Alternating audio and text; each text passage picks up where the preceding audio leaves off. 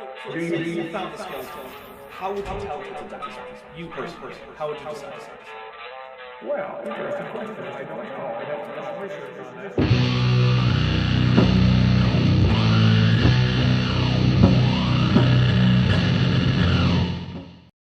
Hello, everybody. Welcome to Dapper Reacts. I am here with an uncharacteristically quiet Kip Davis and a fairly normally quiet Vishanti for the start of the show. Hello, everybody. How y'all doing? Yep. Yo. Kip is still being Sorry, silent. just getting my earbuds in. Oh my goodness, Kip couldn't even hear me. Oh my goodness. Wow. Everybody, we're taking a drink for Kip's a professional this time. I'm drinking some rum and Yes. cola. Kip said he was getting coffee, and Vishanti, what do you got? What are you drinking? I also have some coffee and also water. Nice. Water is important. Well, that's It very is. vanilla-y. All right, for $5, Tree Clam Tad says Bastards Will Pay by Trouble isn't as good as Ghost Ship by Theocracy. AIG is a bag of ice agents. We'll take a drink for that. Oh, seriously? Ghost Ship? Really? If you're gonna pick a Theocracy album or song, Ghost Ship is not the one. I don't know. The Mirror of Souls album is pretty incredible. So is Mosaic. Yeah, disappointed. That's all I'm gonna say. All right. Well, I do want to say thank you very much to Tad specifically for getting me Control Ultimate Edition from my Steam wishlist, which is linked in the description. So thank you very much. I will be playing that when I get my new computer. Or not my new computer, but my old computer back when I have it again. Because... Is that something that's going to happen in the calendar year? There is news about that, which is to say that it has been repaired and it has passed a few different stress tests, and it has now been removed from the repair bench to the pending shipping area of the shop. So it is now going to be, they're going to be generating a shipping label for it and shipping it out to me.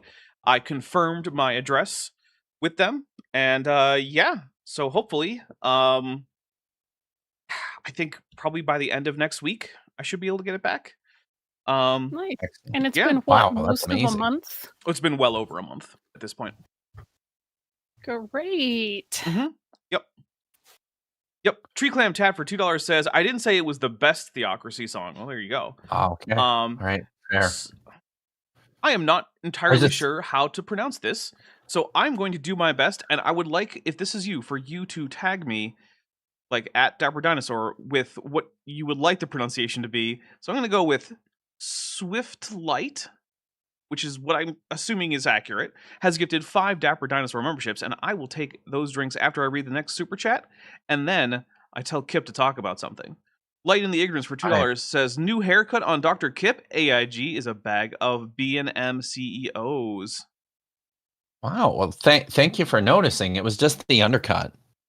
Which is something I've been doing for a long time, but I just got it done today. And you know what? When I went to the barber today, I'll just and it's just the undercut, so anybody can cut my hair, like can do that. That's easy. It doesn't need to be anyone special. So I just, it was the first guy who was available, and I told him I just wanted to cut, and I always say, when they ask how close, I just say 0, and he said, do you want 0 or do you want it like tight to your scalp? And I'm like, I thought that was 0, but apparently that's not 0. So I said, just shave it right down. Yeah, 0 on the clipper still has a guard, and it's not quite actually all the way down. Yeah. Right? Wow. Mm-hmm. Yep, like if my human suit, if I let the beard go a few too many days, I take out the clippers and no guard, and then I get rid of that, because trying to shave the human suit with a razor with like more than a day's worth of beard growth is virtually impossible. In fact, I actually went to a barber once to get a straight razor shave and got my money back because he couldn't get the straight razor to work because my beard was too thick. Wow, really? Yeah, so he gave me a free safety razor shave and sent me on my way. Metageeky Nice. Platypus I also- Librarian. Oh, sorry. I was just gonna say I was also very happy because I've never done it just the getting the underside cut before. I was very happy to discover that that's cheaper Nice. than a regular haircut. Well, it seems simpler, so yeah. Metageeky Platypus Oh, yeah. Librarian for $2 says, ill with sinus crap. Oh, I'm sorry. Intelligent design my ass. Yeah. Yeah. All right. So I do want to explain. So this, we have a preliminary super chat goal right now, which is 30. At 30, we will do a giveaway. I have a Steam key. I will pop it in the chat. It is for Inquisitor Martyr. It is a second Steam key for that same game. And in order to get it, you just have to be here when I post it in chat and be fast, and also agree to let me know whether or not it worked for you. You have to say, like, at me and say it's already been claimed, or at me and say I got it. Because either way, I'll know that someone got it and we're good. So you do not have to have purchased a super chat. You don't have to be a member or a patron, or to have given membership gifts, or to have done super stickers or super thanks or anything like that. It is completely free. You just got to be fast, and that's it. No other obligations. So this is a no purchase necessary once it happens kind of deal. And yeah, please don't get it unless you actually intend to play Inquisitor Martyr, which is a top-down action RPG similar in genre to Diablo, and it is set in the Warhammer 40,000 universe where you play as an Inquisitor in the Imperial Inquisition. So there you go.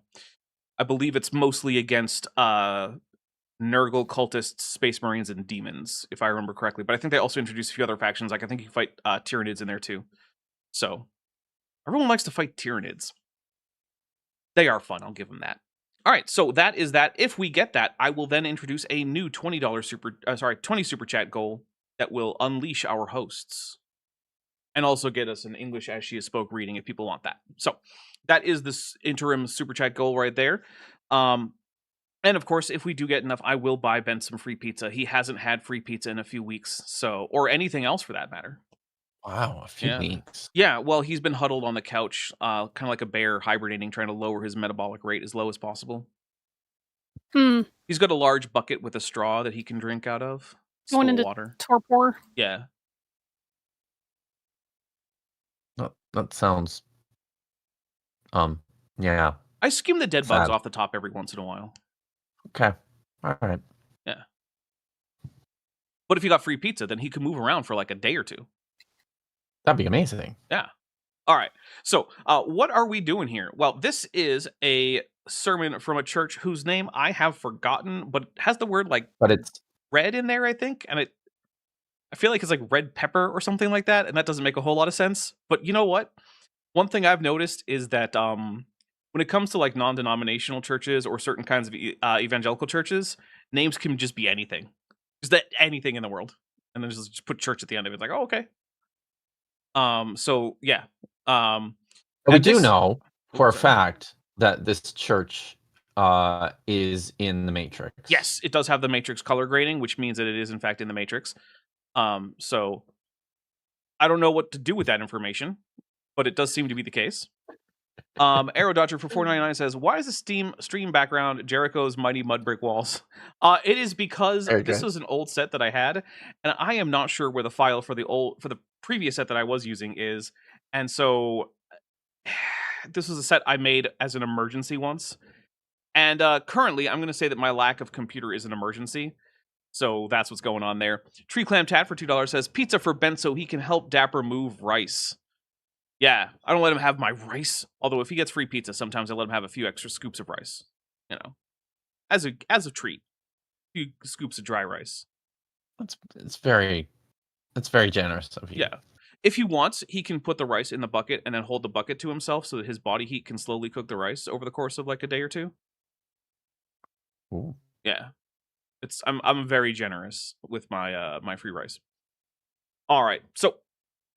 This is a sermon that was given there. It was actually given like last Sunday. This is a very recent video. And it is going to be about baraminology overall. We're going to get some preamble and some stuff like that. But yeah, baraminology. Okay. Poor Vish. It's like 2 solid days of soul destruction for Vish. I feel bad. I'm sorry, Vish. But But you were at the tar pits yesterday. I think that was cool, right? Was that fun? Yeah, I was at the tar pits, and the museum itself was a little bit small, which is fine because really the focal point for me was their little lab, and it's set up to where you can just watch the volunteers and the staff taking out, fossils and all sorts of stuff from the pits as they excavate, because it's an ongoing excavation site. It's, active. So you can watch them cleaning off samples, you can look at the different solutions they use, you can see sometimes entire bones that they've cleaned off. There's little shells, there's all sorts of things that you can do, and it's just like watching them in the lab. And That's awesome. yeah, there's also a wall of 400 direwolf skulls, which is not even half of all the direwolf skulls that they've excavated from there. It's wow. 1,200 to 1,600 more. I want to point out that when Vishanti sent me pictures of direwolf remains from the La Brea tar pit, she did not send me the 400 direwolf skull.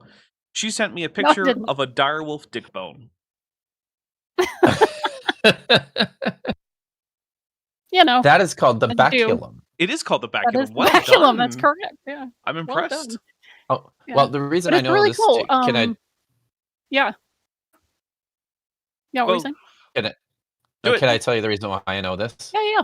It's fun. The reason I know this is because Zioni Zevet once tried to forward the theory that the bone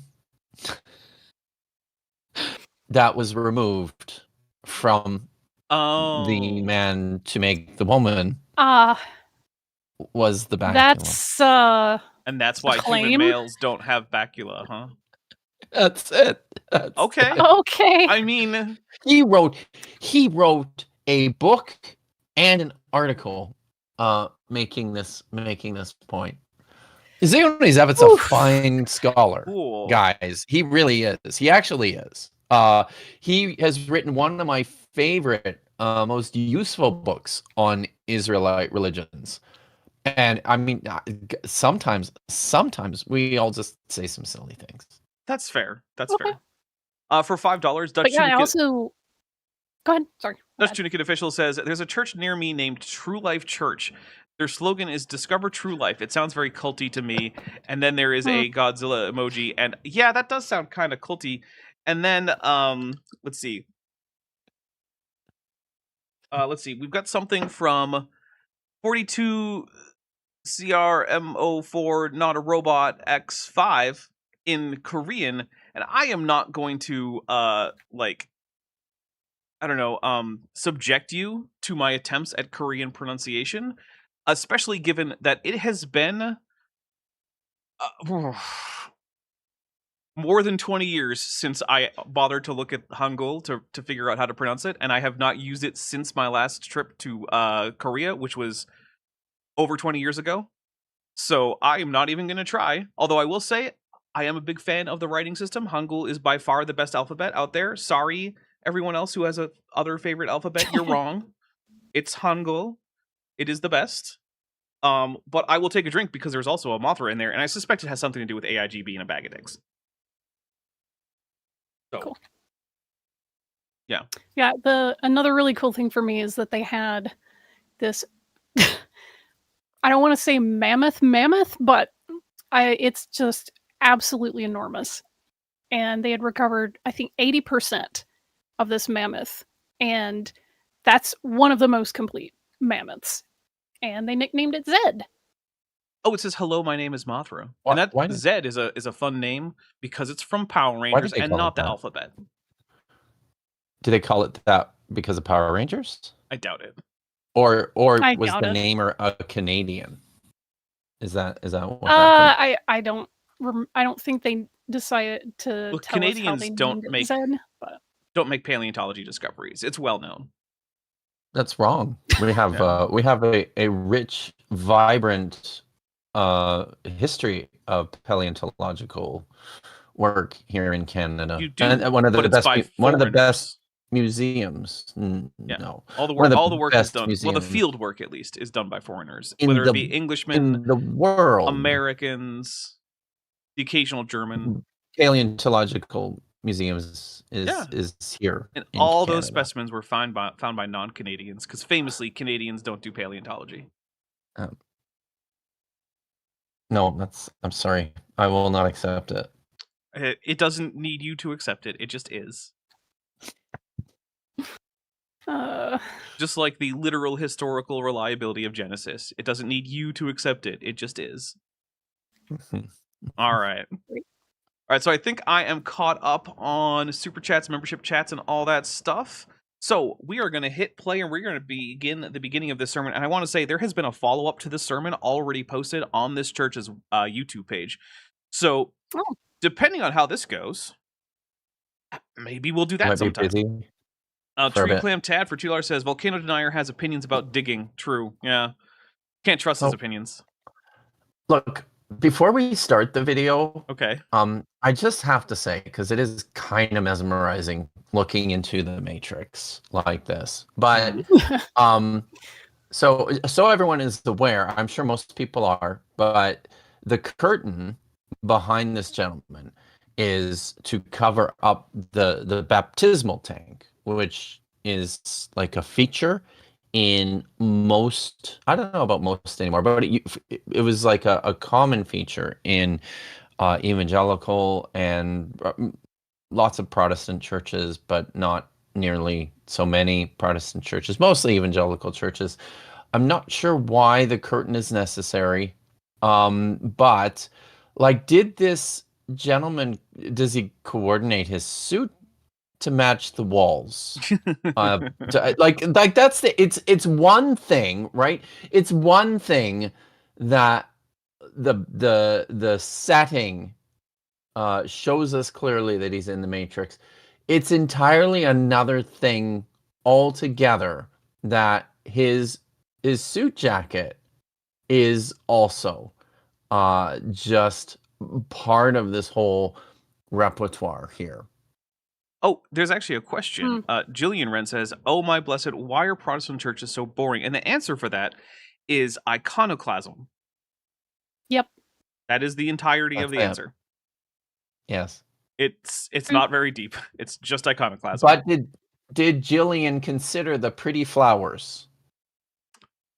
They were a little monotone for me, but they are better than nothing. I would prefer some variety of color in there. What would you expect in the Matrix, Dapper? I mean, the Matrix had other colors besides green and white, just not many of them. Yes.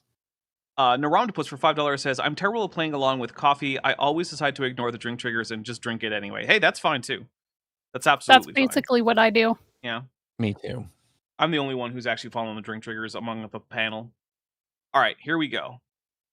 While they're working on that, I'll just say tonight we're going to contrast macroevolution, which is a philosophical concept. It's not science. Pepper Road Church of Christ. No. Oh, Pepper Road. There it is. Where did I think red was in there? Anyway, yeah. Also, as Shanti is saying, no. This is really easy.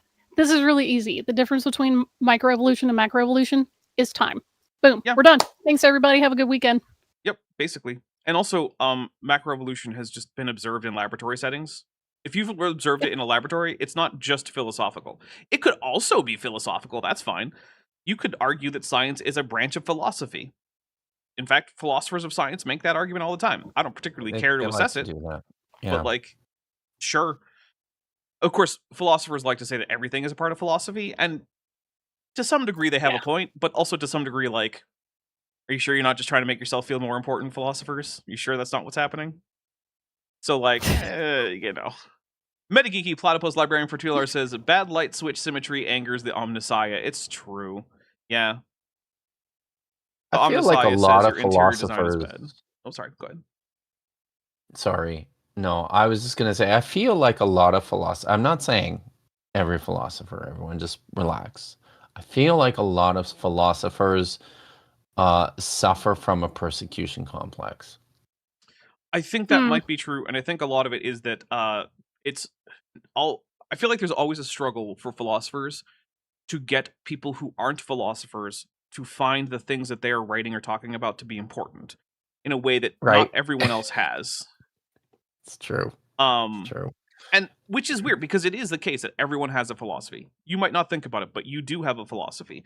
You have a way that you establish which things you believe. You have an internal map of the world that is based on various assumptions and conclusions, and all of that stuff is philosophy. You have a certain way that you figure out whether things are moral or immoral. That's your moral philosophy. Everyone has a philosophy.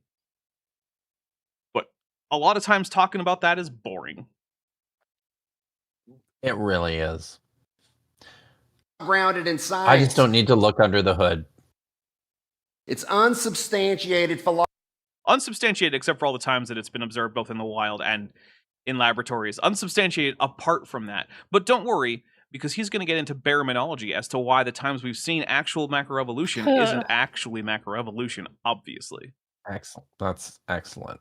Philosophy with intelligent design in God's word, and we're going to ask, where is your faith? The fun thing about science is you don't need to have faith. You can just check in on the evidence. Now, that's not to say that most people probably don't accept most of science more or less on faith, in the sense that they don't actually have the ability to justify why things in science are true. They just kind of believe that people who have their life business being figuring out what's the case in terms of scientific, discoveries. Like, I don't know, most people probably have absolutely no idea how detecting new subatomic particles works at particle accelerators. I don't really. I have a vague idea of how it works. But when they say, oh, hey, they discovered the Higgs boson, I'm just like, yeah, probably. I don't have a reason to doubt them. Sure, sounds great. But the difference is that if you decide, no, I actually don't want to just take that on the word of the experts.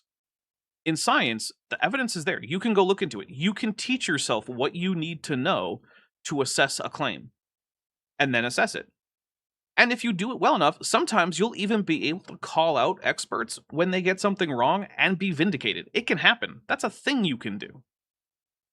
So, like, that's the big difference. But there's no level of education that's going to let you call out someone who says, like, oh, the creator of the universe is independent of time. I don't know what evidence I could possibly produce to affirm or disconfirm that claim. That's just a claim that you're going to have to either accept or not.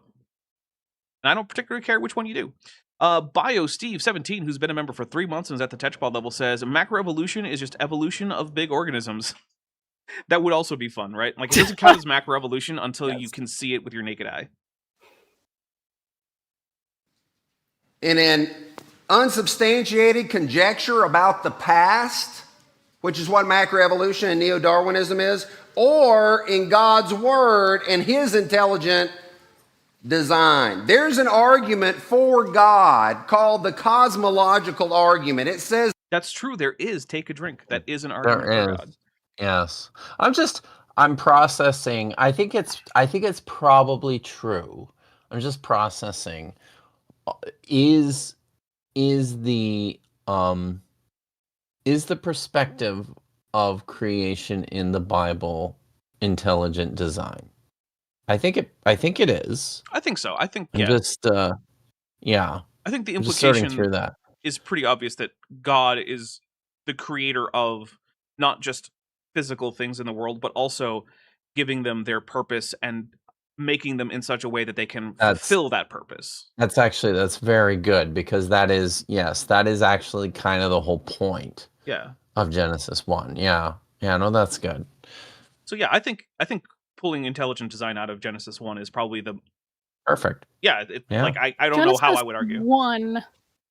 Genesis 1 is generally seen as the P source, right? The priestly source. Mm-hmm. So it almost universally. Sense.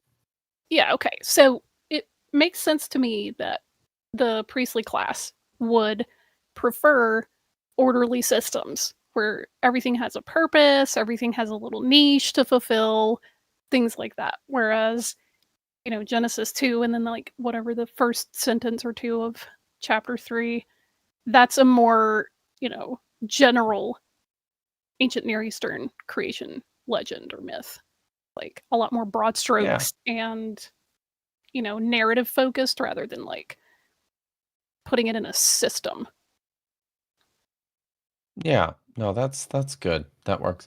By the way, if anybody is interested in this kind of thing, source theories generally, the Priestley writer, the Priestley source, Leanna Feldman's book, The Consuming Fire, is just excellent. Where she has basically compiled and put together her own translation of the Priestley source, just the Priestley source.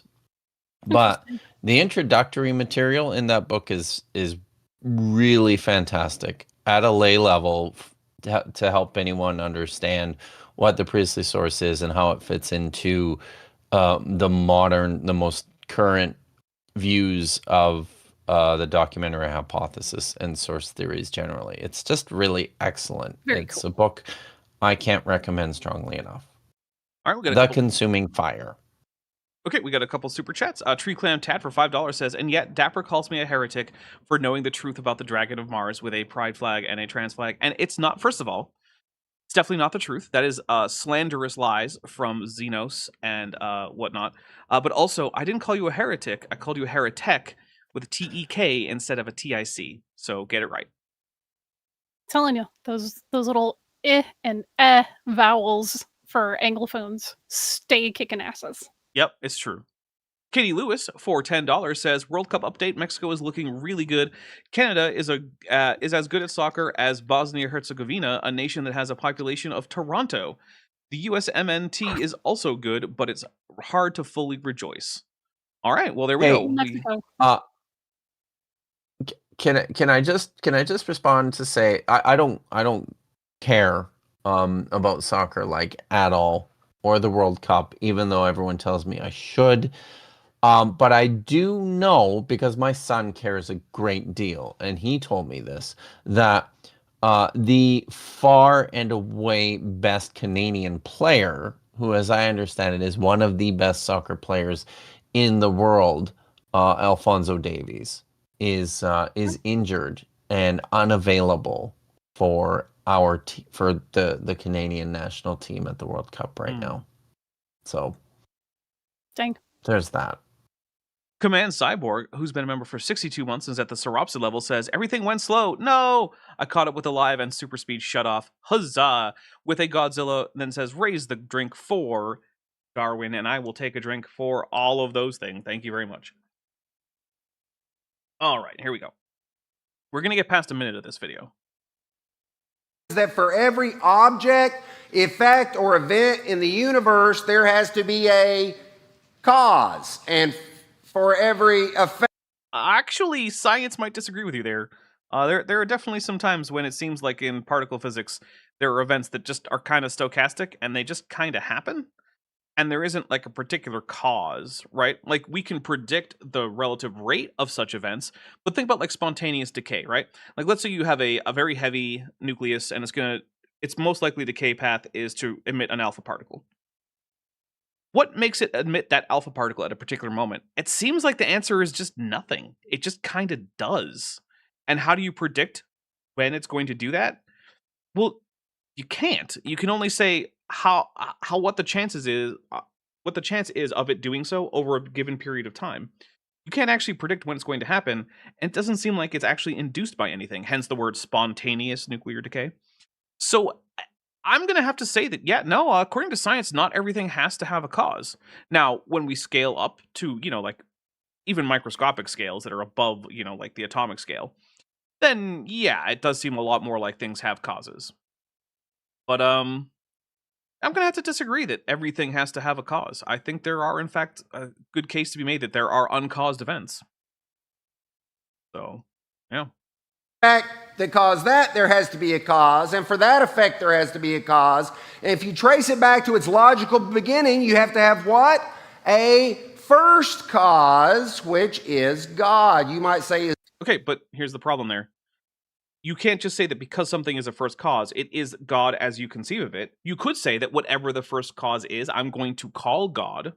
But then what you've done is you've removed the logical necessity for that thing you're calling God to have the traits that you associate with God, or if we're going to go all apophatic, to lack the traits that you think it doesn't lack, but to not have the traits that you think it doesn't. Apophatic theology is very confusing. So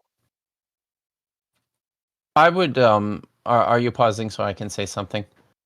Well, no, I'm pausing so I could say something, but I'm continuing to leave it paused so that you may. Oh, thanks. I appreciate it. Because I was just gonna say, there are 2 creation stories in the book of Genesis, as Vish pointed out. In both of those creation stories, I think you could posit that God or Yahweh is the first cause. However, importantly, both stories presuppose stuff before God or Yahweh actually does anything in the story. By either story. Why do you hate the Bible so much and love Joseph Smith?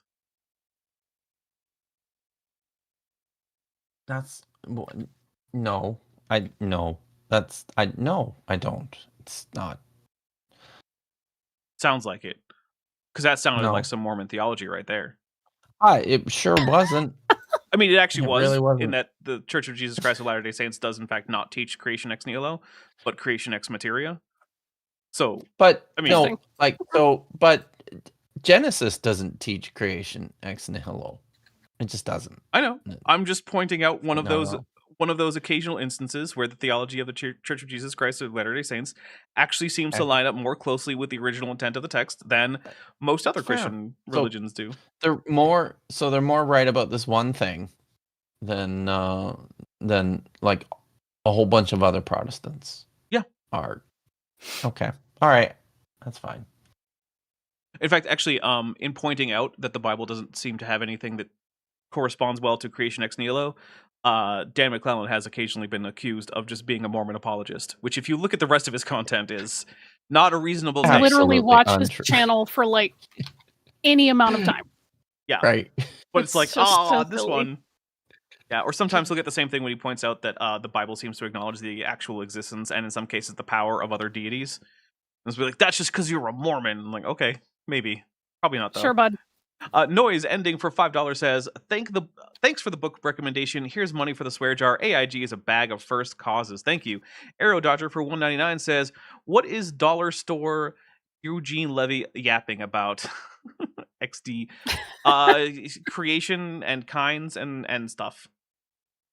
Is that a biblical argument? Yes. Throughout Scripture, but here's one passage I think that shows this very well. Hebrews 3:4 says, every house is built by someone, but he who builds all things is God. I want to point out that has nothing to do with creation ex nihilo, and that would work very well under a creation ex materia framework, but sure, whatever. It at least confirms that God is the creator according to the various books of the Bible. Everything in the universe. But it wasn't only God the Father there, it was also Jesus, the Word. Actually, first Genesis 1, 9, and 10 says in John 1, Jesus was seeing all the amazing biological life. The Bible stuff. I mean, to be fair, it is a sermon. That's fine. That's okay. Well, so here's the thing, right? I don't really care what his theology is as much as I care what the biology he's going to be telling us about. Because at a fundamental level, when it comes to theology, other than pointing out where it might be harmful or less harmful or even not harmful, I don't have a lot to say other than like, well, I don't think this is taken from the text. But here's the other thing. No one takes their theology straight from a text anyway. So what does it matter? Right? Fair. That's fair. The only real difference is some churches acknowledge that explicitly and others don't. Right? Like if you ask a Catholic and you say, oh, hey, how come this isn't in the Bible? They're like, well, it's part of the magisterium of the church, which is another source of doctrine. I'm like, oh, okay. I just want you to consider, Dapper, how comfortable you are in potentially robbing me the opportunity to point out where people are wrong about the Bible. Okay, but to be fair, we did a very long set of series almost entirely about people being wrong about the Bible, and we're shifting a little bit back towards some biology content. Okay. All right. Okay. That's fine. I'm good. Okay. The Sapphire Big Swamp Light for $2 says AIG is a bag of Yahweh's room-filling glory, and I will take a drink for that because I know what you mean about that. Oh, that reminds me. Did you know that there is now a Christian-branded energy drink called Yahweh, which looks like I it has saw an that. AI-branded white Jesus face on the What? can? It's called Disgusting. it's just called Yahweh. Yeah, let's pronounce Yahweh. The Grift actual never stops. the actual like logo on the can is just YHWH in big block letters. Wow. Yeah. That's wow. There's also another one called Agape, but it's fun because anyone who doesn't know enough Greek to know to pronounce it agape says agape. Yep. Yeah. Yep. That's No. cool. That's like Pelagia. Yeah, Apologia. But that's actually it's And not. I love You're that right, it's not. he opens pretty much every video with saying, "This is Apologia." Right. Mhm. You could just watch one video. And You know. yeah, and they just Pelagia, and they just Mhm. can't do it. And I'm, Tree Clam Tat for $2 says covering my feet because of that last super chat. Excellent. Sharon Lane K2B, who's been a member for 5 months at the Tetrapod level, sends a Godzilla, Mothra, King Ghidorah, and an AIG as a bag of dicks emojis, and so we will take a drink. Thank you very much. I'm actually going through this rum and coke pretty fast. I might have to get I might have to take like an extra refill my drink break. This world was all created by the man who died on the cross. Okay, man. Rickettsia, to span the okay, lowest here of we go. bacteria. Life in this world was all created by the man who died on the cross for us. From the smallest of bacteria. This is the Rickettsia bacteria. It's 0.2 microns long. You know how small that Hey, here's a fun thing. Did you know that wild-living Rickettsia bacteria are actually the closest relative of the mitochondria in eukaryotic cells? cool. Yeah. Genetically, those two are the most similar. And in terms of like their actual structure, they're also similar. So basically, those are free-living mitochondria. Or you could say that your mitochondria are symbiotic Rickettsia bacteria. I just think it's neat that the idea of endosymbiosis for mitochondria is now so well supported that we actually can point to a group of wild-living, free-living bacteria and say, that right there is the closest relative of a little thing that you got in all your cells. Right there, that guy. is? It would take 200 Rickettsia to span the width of one human hair. To the tallest trees in the world, the 380-foot redwood tree. To the largest animal in the world, the 200,000-pound blue whale. Why is there a Leopleurodon? Or like something like that in this picture of an orca, a blue whale, and a diver? What is... You know what? I don't care. I Every like time it. I'm fine with it. Sorry. I was just gonna say every time I see a Neopleurodon, I just think of Charlie the Charlie, yeah. Unicorn. Yeah. I know. But that was a One of the magical very first Leopleurodon. YouTube. It's true, but that was one of the very first YouTube videos I think I might have ever watched. Well, it's going to be that or the Snape song. Yeah. Yeah. You know how big that is? And then It would after take that, I started watching The Adventures of Batman and Spider-Man. Spider-Man! Yeah. It 40 was good. 5-ton elephants to equate the weight of one blue whale. To all the great Americans will use anything Big but the metric numbers. system. Therefore, God. oceanic and animal life, terrestrial life that has ever lived. Where did all these come from? Well, really, you only have two choices. Either they were created by God or they were accidental. That's right. I don't like the word Wrong. That's a accidental. false binary. Yeah. For one thing, accidental sounds like there is an intent and something other than the intent happened, right? Like when you say there was a car accident, what that doesn't mean that like, I don't know, like a meteorite came and hit your car. Usually what that means is there were people who were avoiding were trying to avoid collisions, and yet it happened anyway. Right? That's the implication. Like, oh, you stubbed your toe. Yeah, it was an accident. By saying an accident, it implies the idea that I was not trying to stub my toe, and yet it happened anyway. I wouldn't call it an accident if I, like, intentionally kicked the corner of my coffee table with my toe in order to stub it. That would just be self-harm, which is not an accident, right? And so the fact that evolution involves stochastic things that happen without intent, doesn't make it an accident. I don't like that phrasing.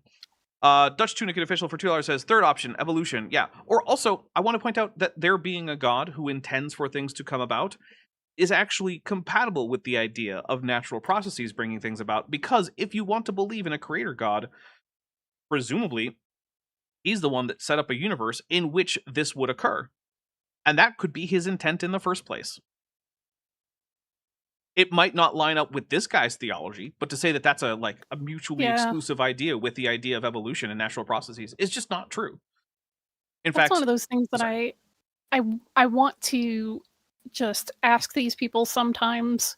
It's like, hey, do you think that there's a supernatural force, entity, mind, whatever, that is constantly causing atoms to bond together and gravity to bend the fabric of space-time and cause chemical reactions and things like constantly? Do you believe that? That is actually standard Islamic theology. Okay, interesting. I feel like that would be more consistent than what I generally hear from a lot of these younger creationist evangelical types. Oh, by the way, I forgot to say, but so an anonymous benefactor got me my Adeptus Mechanicus bell from the wish list on Throne. You can hear it. And so I want to say thank you. I can hear it. I saw it yesterday. Yeah, if you want to see it, it's cool. on Top Hats Off. Very cool. And for those of you who are rope enthusiasts, because I know that there are people out there who really like ropes, this came with a... They're all in the Navy. This came with a sort of a string, and it was not a loop. So on one end that keeps the bell attached, I used a granny knot, and on the other end that I used to hold it by, I used a one-turn slip knot. Only one turn because I'm lazy. Because you're the only dinosaur in the Navy. That's actually unrelated, but it is true. I was the only dinosaur in the Navy. The U.S. Navy. I can't speak to other navies. Yeah, there have been a lot of navies out there. I don't know. Plus, I bet some of the ancient Chinese navies had their own cormorants for fishing purposes. And that would be a naval dinosaur right there. All right, so here we go. Oh wait, nope. Sean Getler for $5 says, "Oh my God, Christian energy drink might be the saddest Christian X product I've seen. Also, why did they make Jesus look like Ryan Reynolds with the Godzilla? I'll take a drink." And yeah, I have no idea, man. I don't know.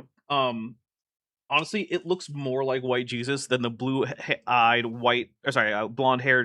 white Jesus from The Boys, with the penultimate episode where the actor playing white Jesus comes down. And also, I love that they focus so heavily on the crown of thorns. It has no inward pointing thorns, which is the entire point of the crown of thorns. Yeah. And they got it wrong too. It's it's the helmet of thorns, guys. God. That's a good callback.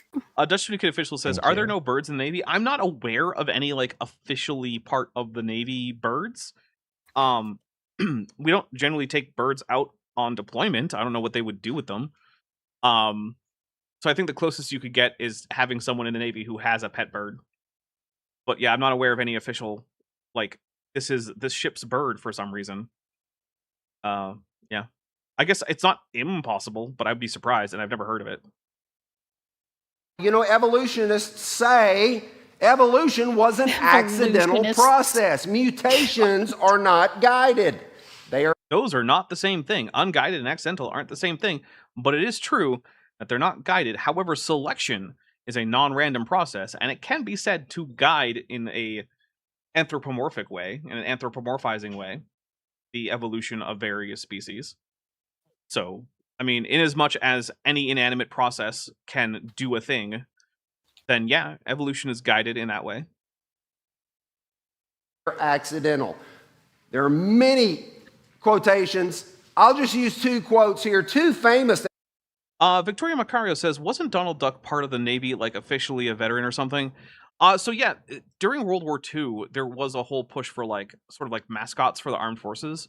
And I do believe that Donald Duck was in the Navy, and he has, is portrayed as a sailor. Also, a fairly recent cartoon had him laying eggs, which I believe means that we can say that Donald Duck is actually the first trans member of the United States Navy. That's wild. Hey. Yeah. So, there you go. In the DuckTales cartoons, his nephews had to go move in with Uncle Scrooge because he joined the Navy. That does sound right, yeah. It is right. All right. Well, then I guess the argument then becomes, do fictional characters count? And if yes, then yes, Donald Duck is in fact a dinosaur in the Navy. And if no, then it would still be B, obviously, because I'm not fictional, I'm right here. Pato Logic, who's been a member for 13 months, says, not on topic, but I really need Vishanti to know that in Poland we have a saying used when you don't know how to answer a question. Quote, one rabbi will always say yes, other rabbi will say no, end quote, and Godzilla, and I will take a drink. I mean, that is true. Yeah, that sounds pretty accurate. I mean, the shorter version in English is 2 Jews, 3 opinions. Yeah. Also, I maintain that the quote unquote rabbi that Craig was debating on Sarah the Raging Tomatoes channel yesterday was not in fact someone who got a smicha from any place that would normally be seen as authentic and able to give such a thing. I think he's a self-declared rabbi. Yeah, that's unfortunately quite common. Yeah. Wow, really? I see it a lot Wow. in so-called Messianic and Hebrew roots type communities. Yeah. This guy does not seem to be part of that, though, because I looked at his website, Yeah, and Jesus is nowhere to be found. He seems to be someone who is a disaffected Orthodox Jew who decided to come up with his own version of Judaism, which does not have strippers or blow, in case anyone's wondering. As far as I can tell, seems to be anti both of those things. But yeah, seems to have just come up with his own like bespoke version of Judaism, where he's going to go like scripture only, so sort of like a Protestant version of Judaism. And he is It's literally just the same flavor of quote unquote Karaite Judaism that Nehemiah Gordon uses. Yeah, Because seems he like that. grew up Orthodox and is a disaffected former Orthodox Jew who was like, I'm just going to do Karaism. But then he doesn't really have a lot of connection to like historical Karaite communities or traditions or anything. He just was like, I'm just going to read the Torah by itself. Or the Tanakh, sorry. I'm like, Yeah. Oh, okay. Cool, I mean, guess. I can't tell Weird. someone you're not allowed to do that. It's not my place or anything. I don't actually even think it's anyone's weird. place. But like, I do worry that when you portray yourself as something that most people would not consider you to be, you may be misleading people. So it's sort of the same thing It's a little weird. if you were to just like declare yourself a priest in a Christian context, like maybe the aforementioned Joseph Smith. We're all priests. We're a kingdom of priests. Oh, Mm-hmm. Sorry, speaking if I were speaking as a Christian, which I'm not, but that's Doing that's the what priesthood we of would all say. believers. We used to say, yes. Yeah. Evolutionists, Doctors Dobzhansky and Leakey said, in many ways, we are a biological accident. I want to point out that he just picked 2 theists, one of them a Christian. Just putting that out there. Mary Nice. Leakey was a theist. I believe she stopped being a Christian, but continued to be a theist, if memory serves. And Theodosius Dobzhansky, one of the things I like to point out about him was that he is a lifelong Orthodox Christian, despite being in a situation where being an Orthodox Christian in a way that is not secret was not always Did ideal. you say Mhm. Mary Leakey? I thought I did. You know what, Is though? I it- might actually be thinking of is Jane it Goodall Richard? instead. Because the quote She up here, was- it says Dr. Richard Leakey, Oh, Richard? Okay. co-author. with Roger. And I realized as Lewin. I was saying, as I was just talking here, I was actually thinking of Jane Goodall. So, okay, we've chosen at least one theist who is in fact a Christian. Now, to be fair, I know of plenty of Christians who have either not heard of the Eastern Orthodox Church other than as a name, or think it's just the same thing as Catholic, which is also not true, or who just, and on top of that, who just don't consider them to be Christians because they're basically Catholics with, I don't know, different architectural styles, if they could even point that out. Which, hey, if you want to get into a fight with an Eastern Orthodox Christian, tell them that Eastern Orthodoxy is just the same thing as Catholicism. That's a good way to start a fight. Because they will vehemently disagree with you, unless they are extremely chill, in which case they will just disagree with you. And it won't be so vehement. Dobzhansky said, man, the fruit fly and all other forms of life are evolutionary accidents. And I don't like that phrasing. I want to introduce you to the intelligent design idea tonight and the But also, movement of this the is just intelligent this is just another incident of scientists said a thing. Yeah. And that's not what like the consensus analysis would be. I mean, depending on what Dobzhansky meant by accident, if all he means is that humans and fruit flies both came about by the process of evolution, which has no obvious like intentionality, then okay, I don't like the phrasing, but still, yeah, Vishani, you're completely right. Argument by quotation. I mean, it's it's argument by quotation, and it's also like, look, if you pull out scientific papers, they're not going to say, "Oh, this was an accident." Yeah, no. What they're talking about, like in the common forum of discussion or whatever, saying accident, they just mean that this process doesn't have an end goal that it's trying to get to. Right. Like the only real goal is survivability and reproduction. And in order to get that accomplished, you have to be adapted to your environment. We just got 10 gifted memberships from Pat O Logic. So I want to say thank you very much. I am going to start taking my 10 drinks. In the meantime, what I would like to do is for Vishanti to tell you what her favorite real-world writing system is, other than Hebrew, Latin, or Hangul. Favorite writing system? Favorite writing system? I don't know. Maybe emojis. No, the right answer is the Ge'ez or Amharic Abugida. Everyone knows that. Why did you ask me then? Because whatever you said, if it wasn't that, I was just going to say that. Because I was literally asking you so that you could fill dead air while I took 10 drinks.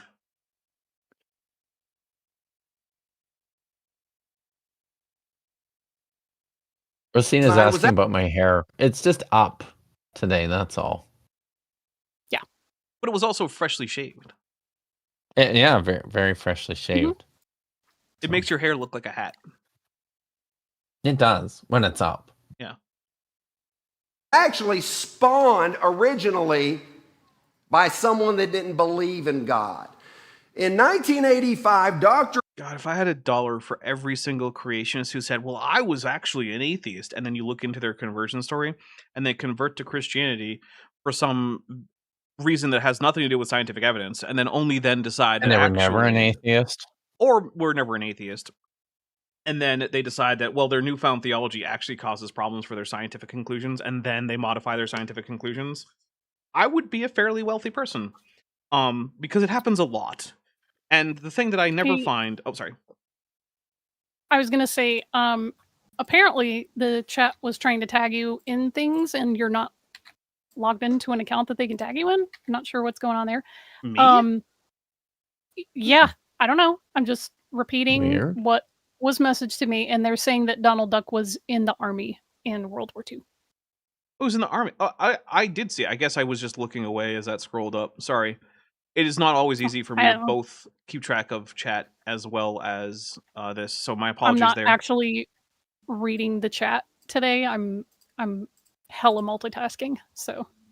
Fearmonger, the blurry potato, there it is, for $2 says, objectively best writing system, Tengwar, Melona. I actually am going to disagree that Tengwar is such a great writing system, and for one very important reason.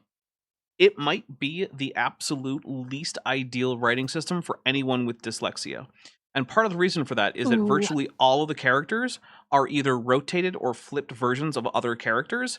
And one of the things that a lot of dyslexic people have trouble with is distinguishing between rotated or flipped versions of the same character. Which means that dyslexia would, if you had dyslexia, Tengwar would basically be a completely useless writing system. All of the symbols would just enter your brain as being more or less the same thing with very few exceptions. So I'm going to say that for accessibility purposes, Tengwar is actually among the worst. However, for aesthetic purposes, it is really good.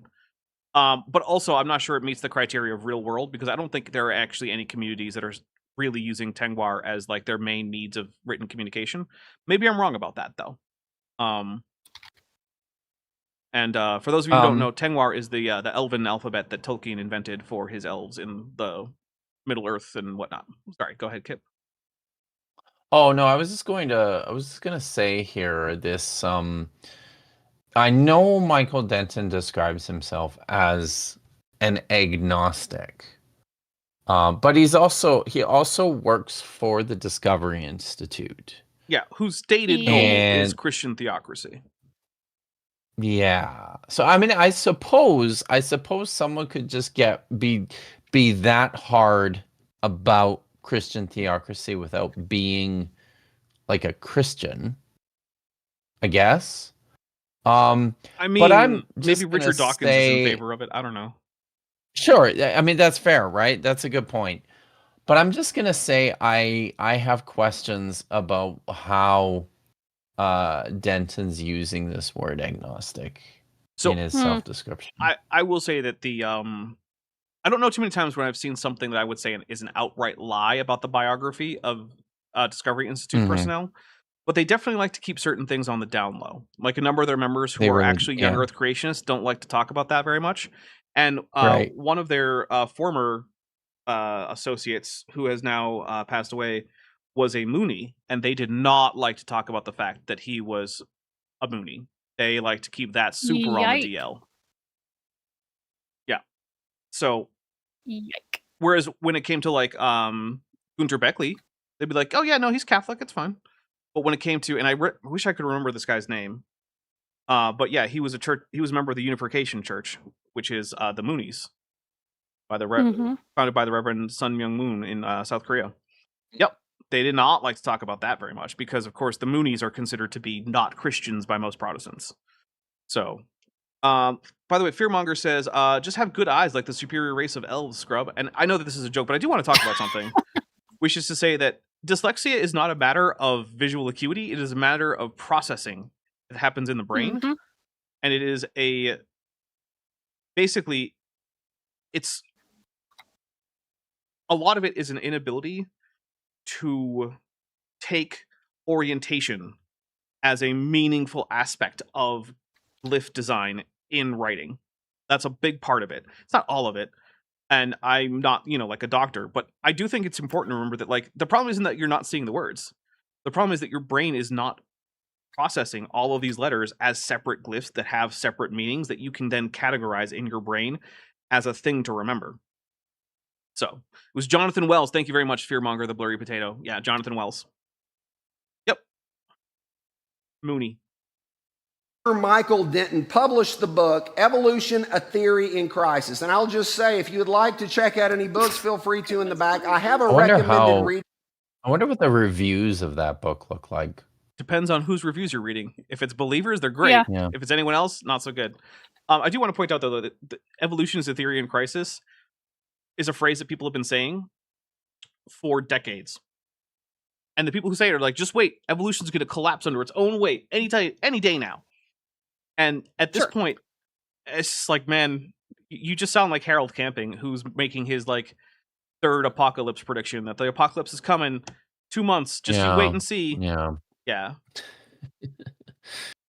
Tree Clan Tad says Gunter Beckley. Yeah, Gunter Beckley, the murder suicide guy. Yeah. So, and yes, if you want to see the news about that, You can double check, go through my posts. It's in there. I am tired of linking that particular Austrian news article and the corresponding articles from the Discovery Institute that link his death in a car accident to the only significant car accident in Austria on that day, and the fact that it was intentional and that someone died, even though I just said accident, meaning it wasn't intentional. So it wasn't actually a car accident. That's why I say it was a murder-suicide.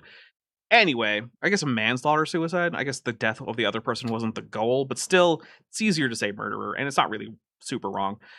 So what we're going to do is we're going to take a quick break, and then we will come back, and I am going to do my best to get us to the baraminology section, because I titled this stream Baraminology.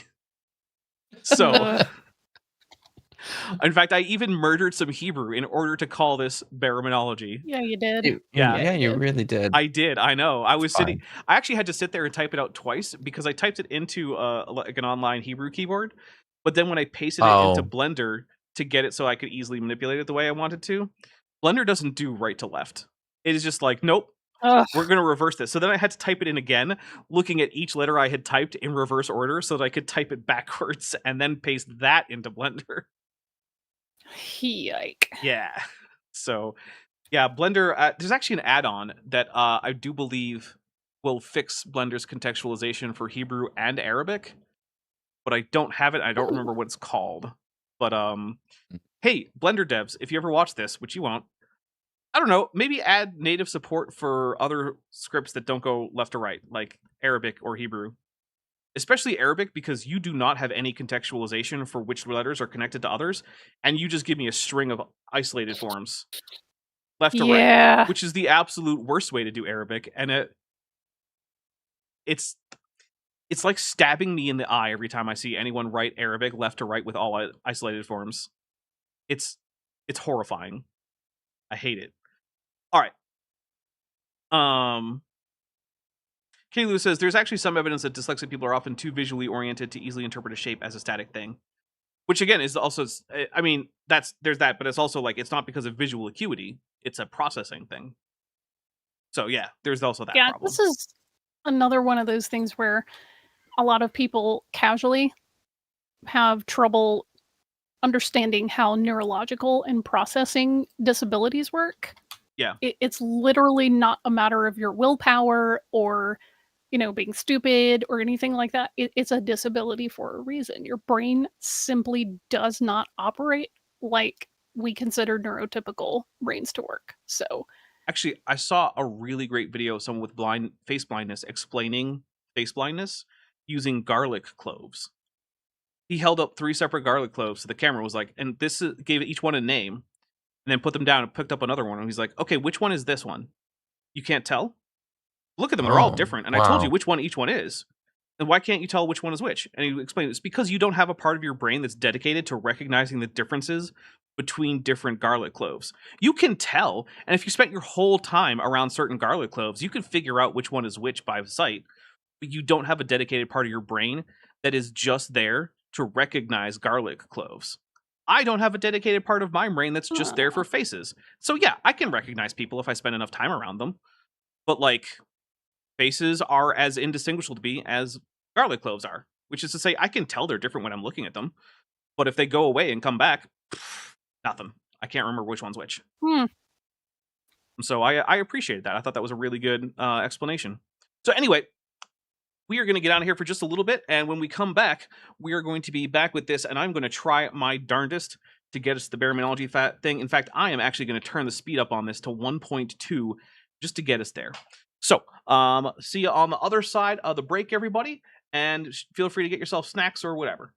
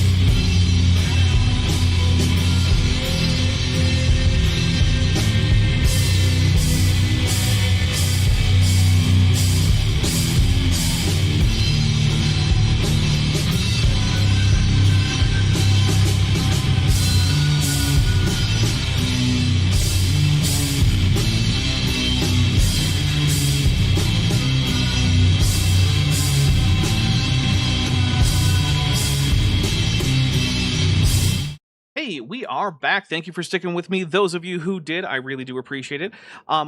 Let's see. Before we get right back into it, I do want to say thank you to everyone who has super chatted, anyone who has gifted memberships, or who is a member or a patron, or who has ever left super stickers or super thanks or anything like that. All of that support is really important because this is a channel that I have been making my full-time gig. And while it is not making me rich in terms of filling my bank account, it is in fact plenty for my bills and the occasional nice thing out otherwise.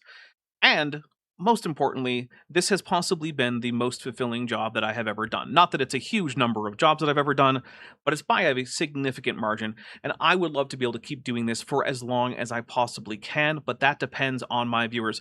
So if you are someone who enjoys what I'm doing and you are either not supporting or you would like to step up support or anything like that, and most importantly, you can afford it, there are a few ways that I would encourage you to help out. One of them is the Patreon. There's also the channel memberships. The Patreon is linked in the description. The channel memberships just have a join button. Patreon starts at $1. The membership starts at $1.99. Patreon has a 15% discount if you go annually, and both of them give you access to my Discord server, which is full of lovely people that you see in chat here, as well as me. And even occasionally Kip. Kip's there sometimes. Yes. Very occasionally. But sorry. he is there sometimes. You don't have to apologize. I'm where? In where my Discord server. Sometimes I'm where? Oh yeah, not in ages. Yeah. So long. But occasionally you're there. Occasionally. Yeah. So there's also early access to videos. My early access right now is somewhere around like 4 or 5 months long. Like that's how long you have to access a video, because I have a lot of videos like just in the can waiting to go up, because I only release one a week, but I have been producing a little bit more than one a week on average for a while now. So you can do that. There's also a merch store. Right below this video, you'll see a shelf with merch items, and you can click through to the store, and there's even more merch items that I don't have room for on the shelf. Also, I do have 2 wish lists that I have in the description. There is a throne wish list, which is full of things like books, snacks, there's even some cosplay stuff on there. So if you want to get me any of those things, you can do that there. There's also the Steam wish list, which has video games, which I thanked someone earlier for a video game.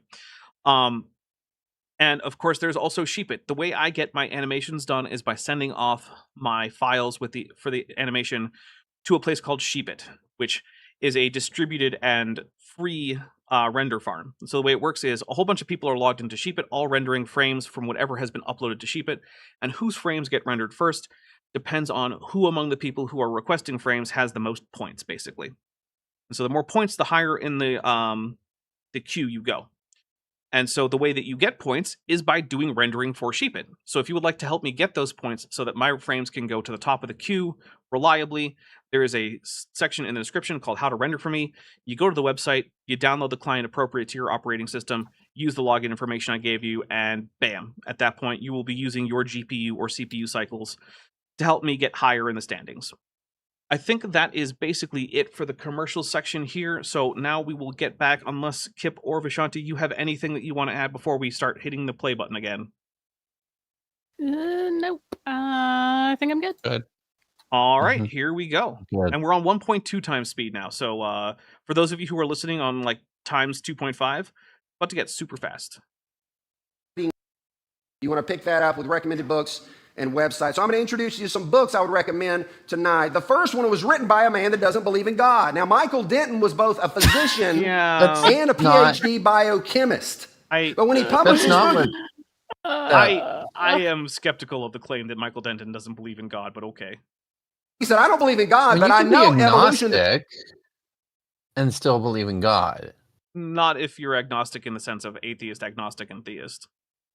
Sure. So you can be agnostic about other questions. Technically, you still can. But anyways. To me, the word theist means someone who believes that there exists at least one God. And if you believe that and you call yourself agnostic, I'm going to say that that's just not what those words mean normally. If you use it on the same spectrum that a lot of people now are using agnostic with reference to their atheism, it I hate works, that. right? I refuse to use it. Do you? Yeah, okay. I found it helpful as somebody who was still in the process of my deconstruction, I'll just say I think it's useful for some people because as It might be. someone in the process of my deconstruction, it was still useful for me as a Christian, as a theist who was coming to grips with where I stood on I guess my reasons to believe things is a better way of putting it, right? I believed in the resurrection of Jesus, but was like, it's ahistorical. Like you just can't. There's no way to demonstrate any of this, and it probably didn't happen. But I'm going to continue to believe it because that's where my faith tradition goes. My thing is that the Dawkins scale confuses knowledge for confidence and also defaults disbelief in a way that I don't find appropriate. Okay, yeah, that's fair. So that's my problem. Yeah. But I understand that other people don't share my opinion there, and it's also not something I care a whole lot about. It just every time someone's like, "I'm an agnostic atheist," it sounds to me like someone is saying that I'm a circle with 4 points, and I'm like, that bugs me. Renee Reborn over and over and over and over says, for $10, bit late to the stream, but nice to see you all. Nice to see you too, Renee, and we'll take a drink for that Godzilla emoji. Thank you. My unfinished journey for who's been a member for 39 months. It's a super membership chat, and it's at the Amnio level. Thank you very much. Says, hail Daps, Kip, and Vish, and hail the strength and spiciness of neurodivergence with a fist bump emoji, or not a fist bump, like the raised fist emoji. Godzilla, AIG's a bag of dicks, a disgusting pelagic tunicate, an adorable Carmen, a Ghidorah, and a Vish emoji. Thank you very much. We'll take a drink for that too. Yay. Hey, speaking of neurodivergence, I know some people were following along in my now almost 3-year plus quest to find an appropriate diagnosis for what the heck is going on in my brain. Long story short, my new doctor did this in 2 sessions and finally diagnosed me with ADHD. So we are trying. Yes, I know, it was such a relief. She gave me the adult ADHD assessment, which, what a concept. Me being an adult, whereas my former you're an adult? psychiatrist, my former psychiatrist gave me the assessment that was for adolescent boys. So being that I'm neither adolescent nor boy, no wonder it didn't catch whatever is going on. So yeah, the adult ADHD assessment picked it up pretty quickly. So yay for me. We are trying a medication to help, manage some of my symptoms and hopefully the executive dysfunction. I've only been taking it for about 5 days now, so it hasn't really had a chance to get into my system, but hopefully I will start to notice some improvement and I will be able to focus better and complete tasks and sometimes initiate tasks. So pretty stoked for that. Awesome. Prosetnik Volgan Jeltz, who's been a member for 17 months, said, and is at the textball level, says, AIG is a flagon of flaccid flatworms, and we'll take a drink for that. What they're teaching in school is dead wrong. When he wrote that, it created a firestorm around the world, and there were thousands of scientists reading. No, it didn't create a firestorm. Wait, so he's still talking about Denton's book, right? Yeah, a bunch of scientists were like, okay, right. this is garbage, and they threw it in the trash, metaphorically. And a small number of those wrote like blog articles about what a piece of trash this book was, and that's it. And by blog articles, I mean it was like 1995. So what I really mean is like they wrote little things for like pop sci magazines or like skeptic magazines. And they all start saying, you know what? I think he's right. No, they didn't, dude. No, they didn't. If they did, then the scientific consensus would have shifted, my guy. You know why it was a book and not a paper for a peer-reviewed outlet? It's because it could never pass peer review, dude. Darwinism isn't true. One of these individuals was actually a UC Berkeley professor. There aren't any Darwinists. Yeah, my guy. Oh my God. I'm mostly ignoring that, but yeah, Darwinist isn't really a thing that anyone is realistically anymore. But wait, this is Philip Johnson, who was, as far as I'm aware, deeply committed from the very early goings to the promotion of young Earth creationism. Mhm. And And then he's his being portrayed as a Christian non-believer who just converted as a result of Michael Denton. No, right? Mm. Yes. Like that's just bullshit. It's just bullshit. I'm going to say that I don't know if this Like this pastor is lying, but what I'm going to say is he is spreading a lie right now. yes. Yeah. Fair. And to me, a lie is something that is verifiably incorrect in a way that you could check on when you're spreading it, right? Easily. So, like, Yeah. if someone from like an uncontacted tribe in the Amazon is like, yeah, I think the Earth is flat.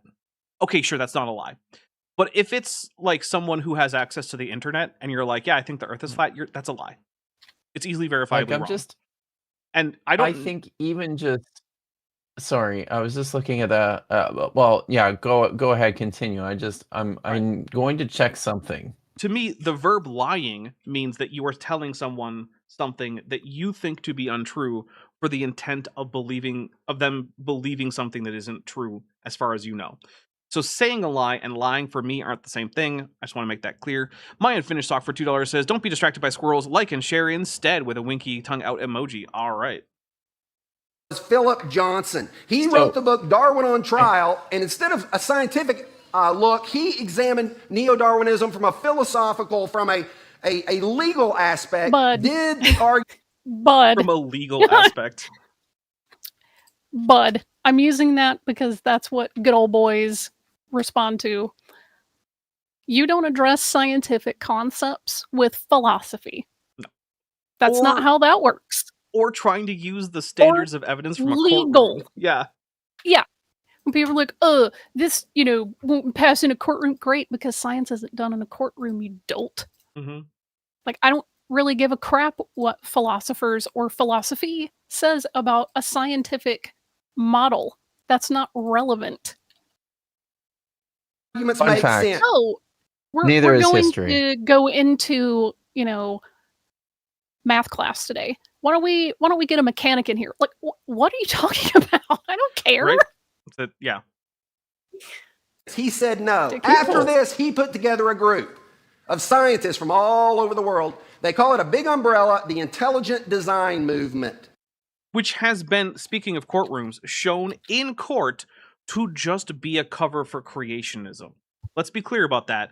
That was the finding of an actual court, that intelligent design is just rebranded creationism, and the rebrand occurred because the Supreme Court of the United States declared it to be unconstitutional to teach creationism in classrooms as science because it was a violation of the Establishment Clause of the First Amendment of this to the Constitution of the United States. That's what happened, and it was shown to be the case because Discovery Institute publications that were intended for use in classrooms were shown to have simply been creationist publications that had the word creationist replaced with intelligent design advocate. I just figured out who this guy sounds like. He sounds like Travis Taylor, the Texan guy who's frequently on Ancient Aliens, who is like, I think he's technically a qualified like astrophysicist, but he just goes on and talks a bunch of nonsense. That's who this guy sounds like. Travis Taylor. Yeah. I kept wondering, like, man, this guy's voice sounds familiar. That's who it is. That's who it sounds like. Actually, okay, when I was in the Navy, one of the guys I knew, his wife worked at the Discovery Institute. And at one point, he encountered me saying that I'm pretty sure that most of the guys at the Discovery Institute are just lying. He's like, my wife works for them.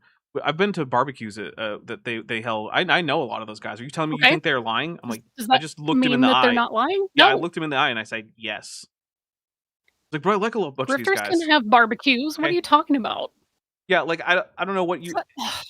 It's like when someone tells me, like, after I'm not sad about some fascist biting, it's like, he had kids. And?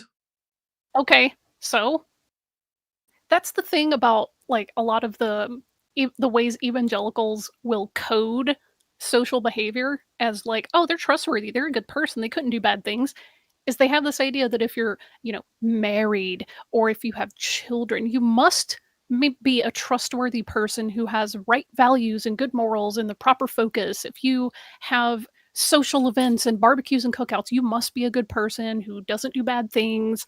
None of that is true. Yeah, no one ever You gets could be- involved romantically with an evil person. That's just not a thing that happens. Yeah.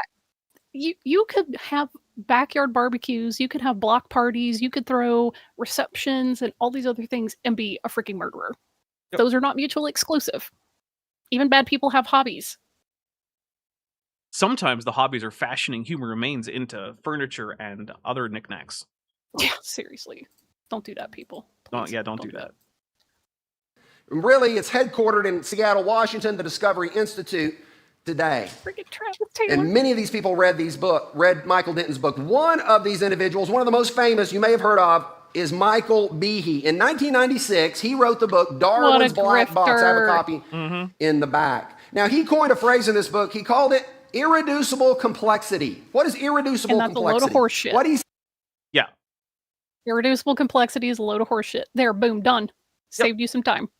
Basically, irreducibly complex structures and systems have been shown to evolve in real time in labs as well as in the wild. So while you can define irreducibly complex structures and you can say this structure is or is not irreducibly complex, it's a meaningless distinction that doesn't help anyone, right? It's like if I categorized all dishes into dishes in which a single serving weighs 50 grams or less than 50 grams, and then I decided that was somehow significant. Doesn't matter. It's nothing. It's completely meaningless to anyone. Sure, it's a distinction I can objectively draw, but who cares? All right, go ahead.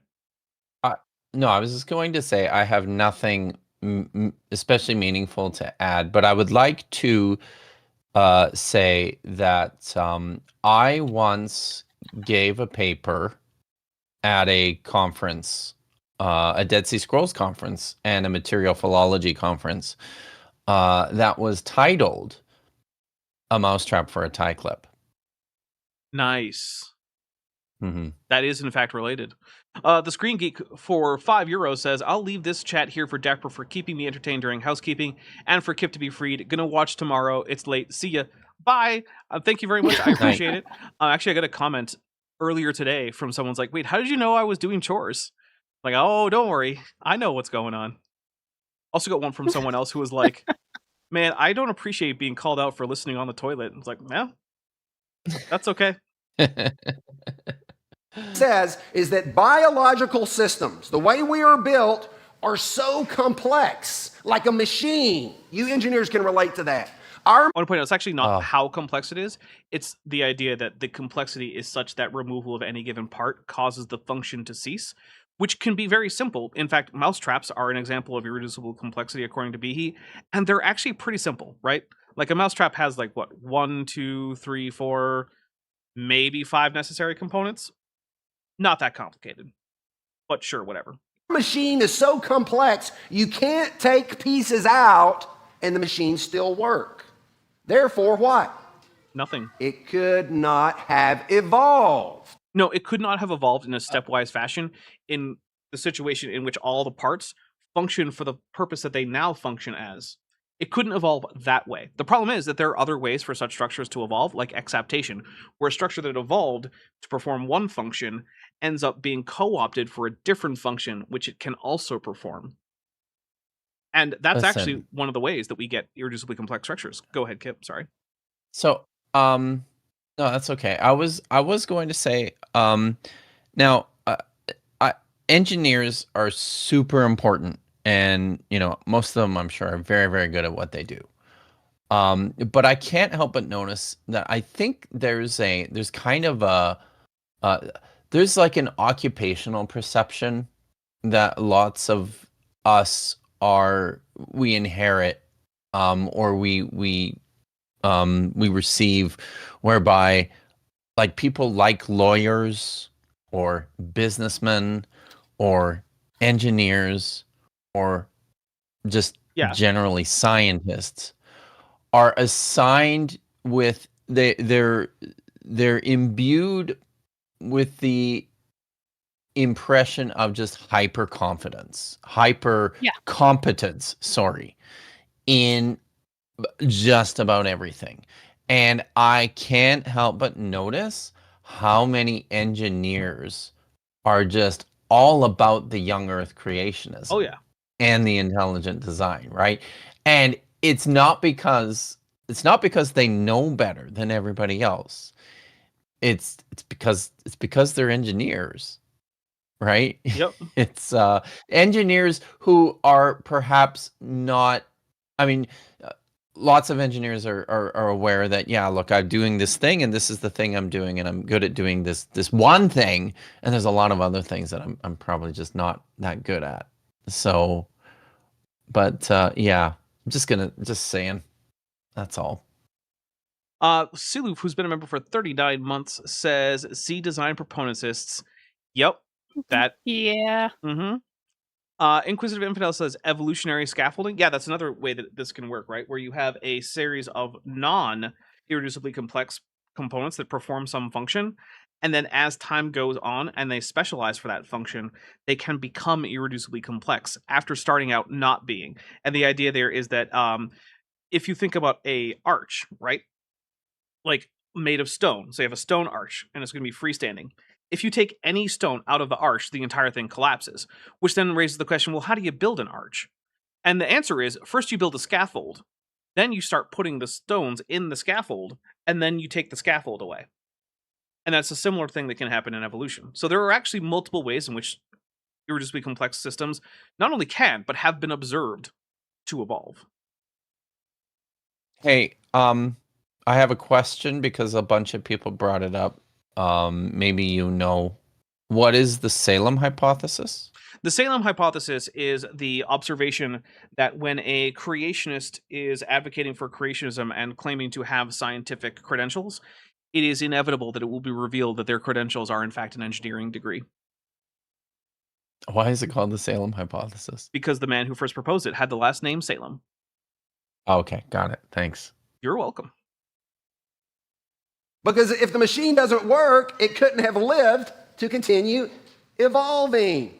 So he used in the beginning of his book this example of the mousetrap. The mousetrap is one of the simplest machines. Right, it has five are aware. Then he and propeller, a rotor. Here's a fun little story about the bacterial flagellum, which is a biological example that Michael Behe used. In his book, he maintained that no one had done any research into the evolution of the flagellum. And then he stated as much on the stand in the Kitzmiller v. Dover trial, which was the trial that declared that, in fact, intelligent design is just undercover creationism. And then the opposing attorney on cross-examination pulled out a gigantic stack of printed out papers about the evolution of the flagellum and said, this is the research that we were able to find on the evolution of the flagellum. And Michael Behe's response was, well, I guess I never saw that. Okay. So, wow. There's a I don't know, this makes me think of, like, I grew up and lived quite a bit in the city of Calgary, which is in Alberta, and on the outskirts of Calgary, there's, like, one of the counties is called Big Valley, and there is a Big Valley Creation Museum. Just on the outskirts of Calgary. They were profiled in the local news the last time I was living there. It was kind of amusing. And, like, to their credit, the local news outlet that was profiling them, thankfully, was, like, you know, making fun of them at the same time as profiling them. But that was kind of the big feature at the Big Valley Creation Museum, was this giant like reconstructed replica of the bacterial flagellum that spun around. You know, Kip, if I ever get out to Canada, we should go to the Big Valley Creation Museum together. And then the next day we'll go to the Royal Tyrrell Museum of Paleontology, because it's super close, right? Yeah. That's something we're doing. The thing that I would prefer to go to if I had to choose one of those. I know, right? But if I get out to Canada, I probably won't have to choose. Do both. Yeah. Yeah, no, exactly. All right, so I have skipped through the entire rest of the irreducible complexity thing, because the only thing you need to say about irreducible complexity is we've seen it evolve, so it's not a barrier to evolution. And I don't care how many examples you give, that fact falsifies the hypothesis that irreducibly complex structures can't evolve. They have, and they do. We saw it happen.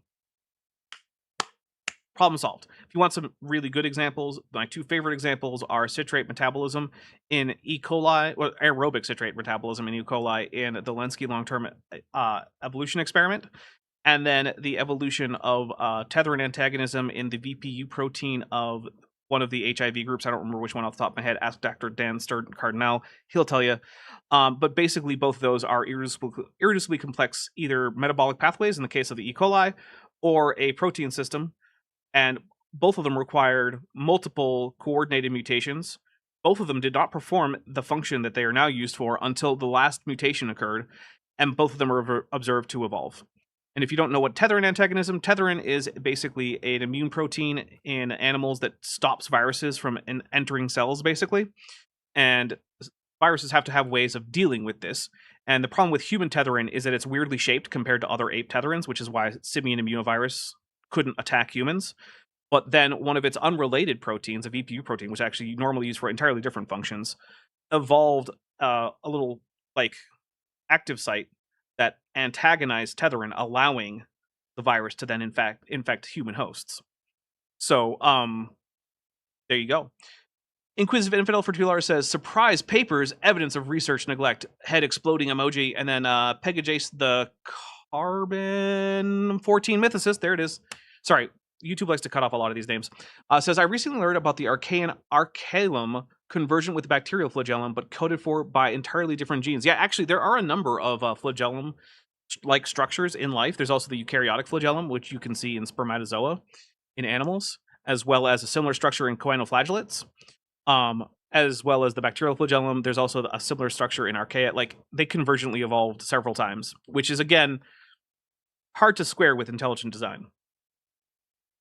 Faith and not science. Point one summary, intelligent design is required for irreducibly complex systems. So let's go back to a slide we looked at yesterday. What is evolution or neo-Darwinism? Well, it's a philosophy that life evolved by two things. By mutations, that's error in the DNA. The mutant species then were able to outcompete by natural selection. I'm just going to take a drink for the mutant species like it's X-Men or some stupid shit like that. Jeez. Seriously. There's no such thing as a mutant species because all species contain... Basically, all of your genome is all mutations all the way down. Yeah. So saying a mutant species doesn't mean anything, right? There's no way to say that this species has mutated and this one hasn't. Weaker species and leave more offspring. And as we said, Darwin said it happened in the form of a tree of life from a bacterium evolving into everything we see today. And what did we say yesterday? No, it's the opposite. If you go to the very bottom of the fossil column, you see everything appear at once. That is all the... I mean, that's just not true, right?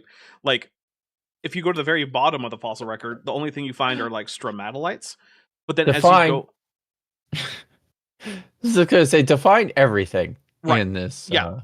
And then as you go, you can find the appearance of things like frond-like animals, sponges, cnidarians, all coming at different points. And then eventually you get into the Cambrian and you start getting our first, like, panarthropods, but not our actual first arthropods. Those don't appear until, like, a few tens of million years into the Cambrian with trilobites. And even then, there are some other things that seem like stem members of current groups. Then eventually you get your first chordates a few tens of millions of years after the first arthropods. And then, like, you don't even get bryozoans until into the Ordovician, which is an entirely separate, like, era that's after that. And if you want to find, rotiferans in the fossil record, you're not getting those until the Cenozoic. So even if we just talk about phyla, which is the largest category of classification under kingdom in the Linnaean system for animals, yeah, those occur all the way through the fossil record of popping up. It's just not true that everything appears at once. And if you want to specify like families or species, then it's extra not true. And if you think it is true, then to crib from, Epstein Files alumnus and current robosexual Richard Dawkins, find me a Cambrian bunny. So, and yes, that was a Futurama reference. Indeed. Phyla or by the way, glands. Anyone who's curious, the full title of the paper that I delivered at the conference I was at in Copenhagen was a mousetrap for a tie clip, methodological adaptation, and the contribution of material philology to Qumran studies. Cool. All right, everyone. I expect to have a book paper. report on that paper on my desk by Monday morning. Sadly, it was never published. Well, And that's partly fair. my fault because I was one of the assigned co-editors for the volume that it was supposed to be published in, and both I and the other the other co-editor, she quit and went to go teach high school, which was probably a good career move. But it sort of left academic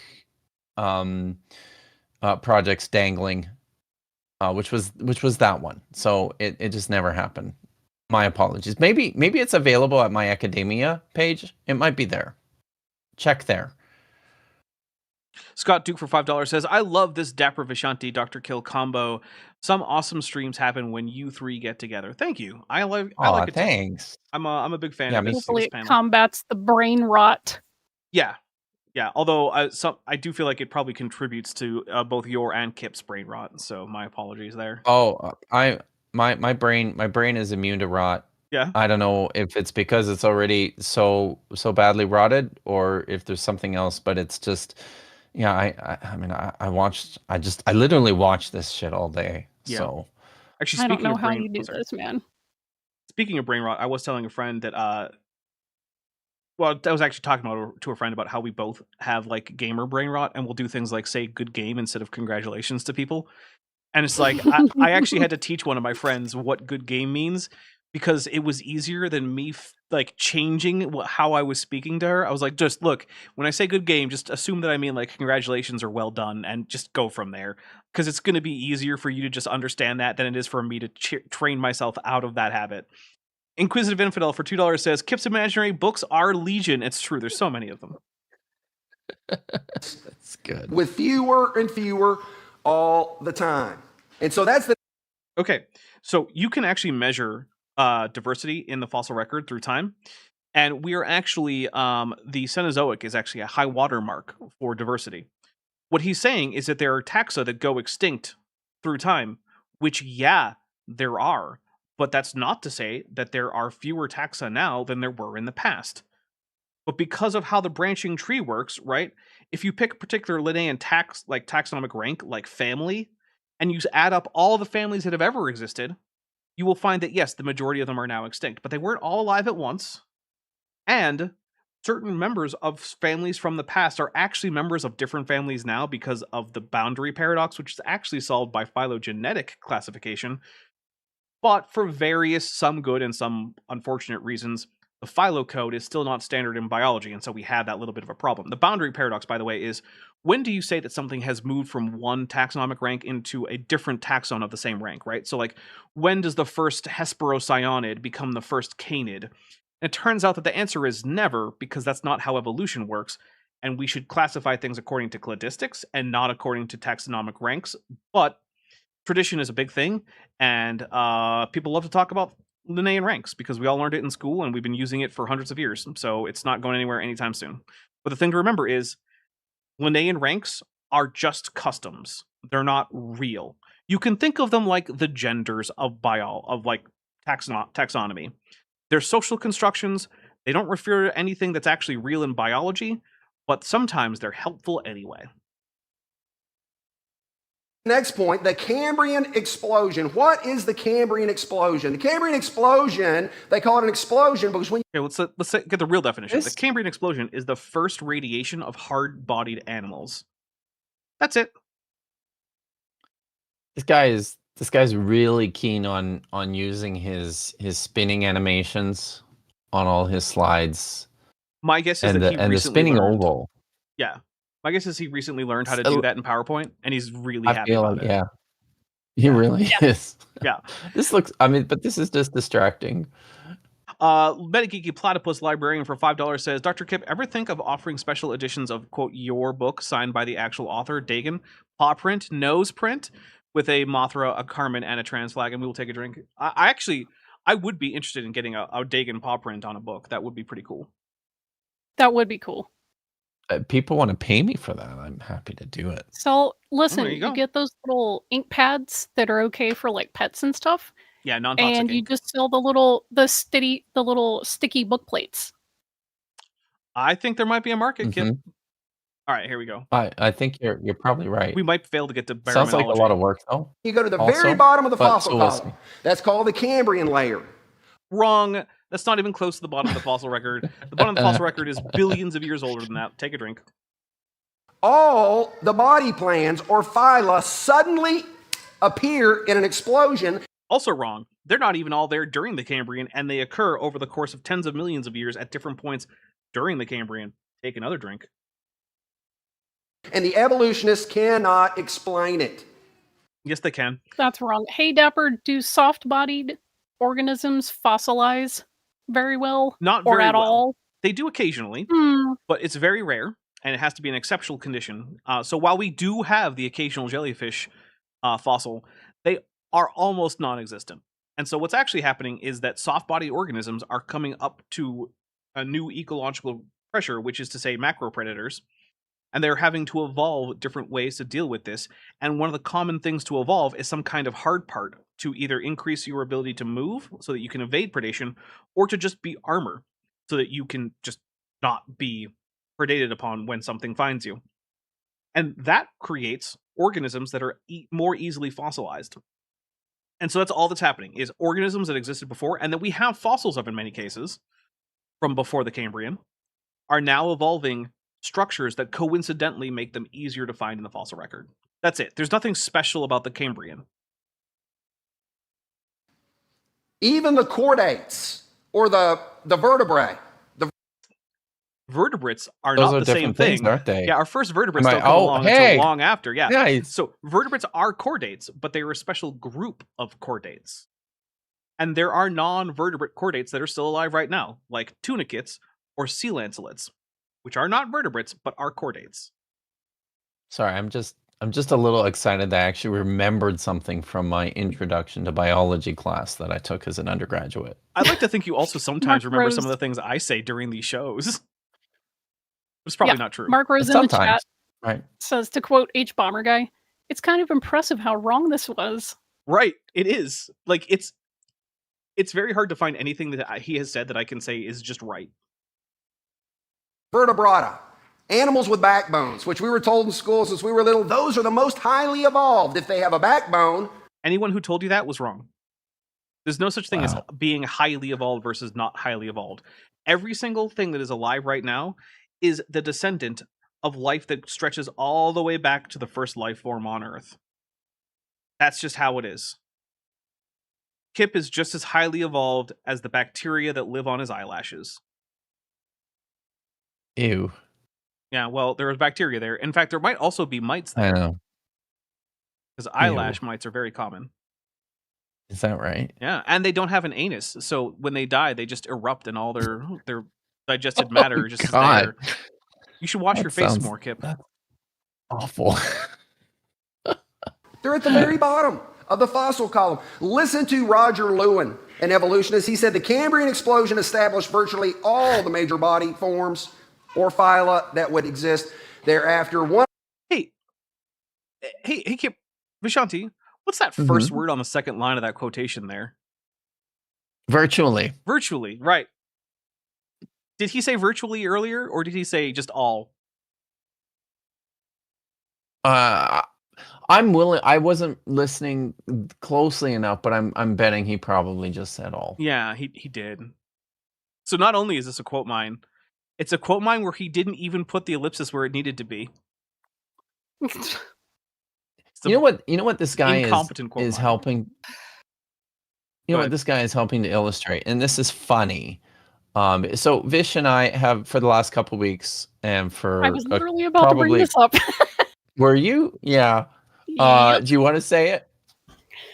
No, I mean, just the short version is that we've been having a lot of incidents lately of quote mining and cherry picking and Trojan source. And one particularly egregious example happened yesterday when Michael Jones of Inspiring Philosophy quoted an author.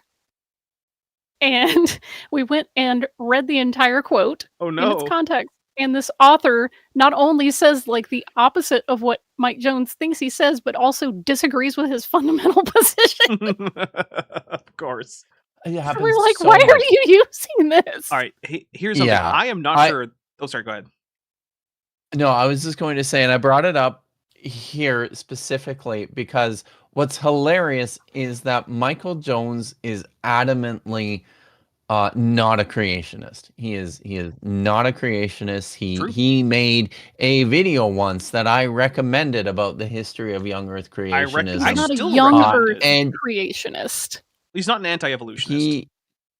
Correct. Yes, that's better. So but the thing is, he leans very hard into this as a way of trying to convince people about how reasonable and how thoughtful and serious a person he is as a Bro a managed Christian to get slightly above the apologist. flat Earth And bar.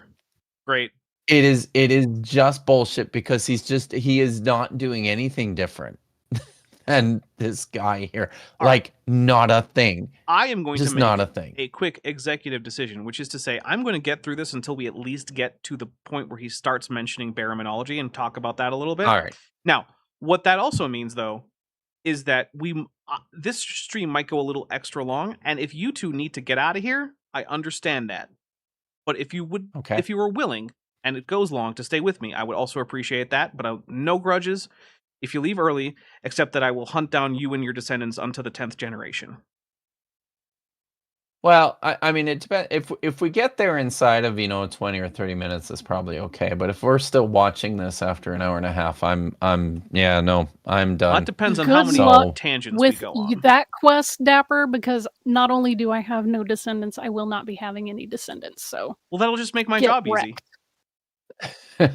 Olivia Williams, Purple Fairy, who's been a member for 49 months, says, I see no problems with quote mines. Matt Powell. Yeah, he did say that. And then there's a Mothra, a Pride, and a trans flag. And that is a literal quotation from Matt Powell. Why am I not surprised? Yeah. Which now means that since one of my general moral principles is that I don't feel required to extend to others charity that they wouldn't extend to me, I get to quote mine Matt Powell about whatever I want, whenever I want. So, Matt Powell has repeatedly said that there is no God. So, Matt Powell, admitted atheist. One of the most famous and certainly probably the most prolific evolutionists of the 20th century, Stephen Jay Gould, said, Oh, hey, we actually got an actual atheist. Nobody cares what individual scientists say. I'm going to make some toast or something. This is pissing me off. I'm leaving my earbuds in, though. Okay. The problem of the Cambrian explosion, who is it a problem for? It's not a problem for the creationists. It's a problem for the evolutionists. It's actually not a problem, but it could Wrong. reasonably have been called a... Yeah. It could reasonably have been called Is it not a problem for creationists? It's not a special problem any more than the entire rest of the fossil record is, but it is a problem in the sense that they have absolutely no way to predict fossil finds or to do anything other than give post hoc rationalizations to explain the fossil record. So it's not a special problem for them, but it is part of the general problem of the fossil record. Yeah. It has not receded since our more extensive labor has failed to identify any creature that may serve as an immediate ancestor for the Cambrian faunas. Where then are all the pre-Cambrian ancestors? Hey man, that's a 30-year-old quote that you're using there. Did you want to maybe check on the fact that we just weeks before you gave this sermon found a new fossil site that contains... That's a 40. That's a 40-year-old quote. Wait, does it say 85? 40-year-old quote, Dapper. No, 86. Where does it say 86? 1986. Oh, geez. I was looking at way to Natural History 95. I confused that for the year. Oh. Yeah, you're right. It's a 40-year-old quote. Okay. Yeah, so, hey, a 40-year-old quote, which actually kind of makes it typical for creationists, right? They're usually 40 to 50 years out of date. So pretty normal for creationists. But just weeks ago, I remember this was a sermon that was given less than a week ago. There was a description published of a new fossil site that contains organisms that are really great candidates for being stem members of phyla that then later occur in the Cambrian and that predates the Cambrian. So if you want to say, oh yeah, hey, look, they haven't made any progress, Maybe as of 40 years ago, sure.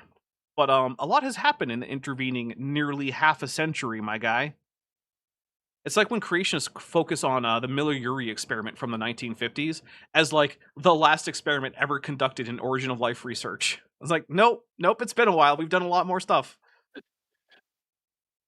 They don't exist because they didn't evolve from pre-Cambrian ancestors. So what I would love to be able to do is to show up with the papers about the organisms that we have found in the intervening 40 years and say, okay, you said these didn't exist. Show up in church. What is this? What about these? Right? What do these mean? Because I can almost guarantee you that what he's going to do is just go full Dr. Banjo. I mean, like, well, now we just have 2 gaps here, right? We have a gap before and after. So how did what happened there? And if you fill those gaps with fossils, he'll just keep doing the Dr. Banjo fallacy. If you don't know about the Dr. Banjo fallacy, what I would encourage you to do is go find someplace where you can watch Futurama and watch the episode A Clockwork Origin. book that I have in the back, I think it's on my reading list, recommended reading also, is Darwin's Doubt. This is probably the second most famous individual in the intelligent design movement. I want to point out that that Stephen Meyer is on record as saying that animals didn't evolve until the Cambrian, which is extremely wrong. They evolved some like 400 million years earlier than that, which is a lot of time, by the way. He's also on record as saying that mammals didn't evolve until I believe it was the Miocene. Mammals evolved in the Jurassic. And mammaliformes were around by like the end of the Triassic. So we are looking for someone who does not understand the absolute most basic aspects of the fossil record and when various taxa appear in the fossil record. And we're looking at his book about how no one can explain the fossil record, which is really just a bunch of projection from Stephen Meyer, because he is clearly the one confused about the fossil record. Also, if you want, I have a fairly extensive like supercut about Stephen Meyer, which you can find on my channel. If you actually just go to my videos and then search by most popular, it's going to be one of the top ones because it got a lot of attention. In fact, for a little while, if you opened up a blank, like an incognito window, went to YouTube and you search Stephen Meyer, I was in like the top 5 responses that YouTube would pull up for videos by or about Stephen Meyer. Hey, do you remember that time that Stephen Meyer went on the Joe Rogan show? I do, and Joe Rogan ripped him a new one. And Joe Rogan was, yes. Yeah. When Joe Rogan wants to, he can actually be a good interviewer. He just almost never does want to do that. But yeah, Rogan is quite telling. A lot of pushback. Yeah, no, it's very telling about Rogan mostly. Yeah. He actually gave some pushback when he interviewed Alex Jones of all people. Because Alex, I mean, I can kind of see it, right? But yeah. Yeah, Alex Jones was going on about some kind of like weird like transhumanist conspiracy theory that he was peddling. And Joe Rogan's like, okay, hold on. I let you have your crazy rant. Let me talk. It's like, oh, okay.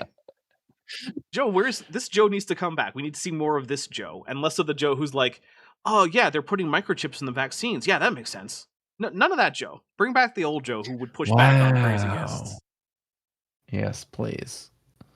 Stephen Meyer, I would recommend this book. As we say yesterday, just be careful. He does believe in the millions of years. He's an old Earth creationist. We'll talk about that on Thursday. And with the other books written by evangelicals, just be careful, beware of Calvinism and premillennialism. Whoa. Hey guys, you gotta watch out. You might step in some Calvinism when you're reading about biology. You never know. He gets smacked by some premillennialism. That's hilarious. I'm taking a drink. Yeah, you never know when you're going to be reading about trilobites and then bam, premillennialism. Right? You know, I bet he had to throw that in there because they don't say a goddamn thing about the fact that they're premillennialists. I mean, presumably. Just be aware that this person saying this thing thinks this other thing that we disagree with. Right. I gotta be honest, if I were writing a book about like trilobites or the Cambrian explosion or something, I don't think that my ideas about Jesus or the end times would ever appear in that book, ever. Not even once. It wouldn't. Why? Why would they? Yeah.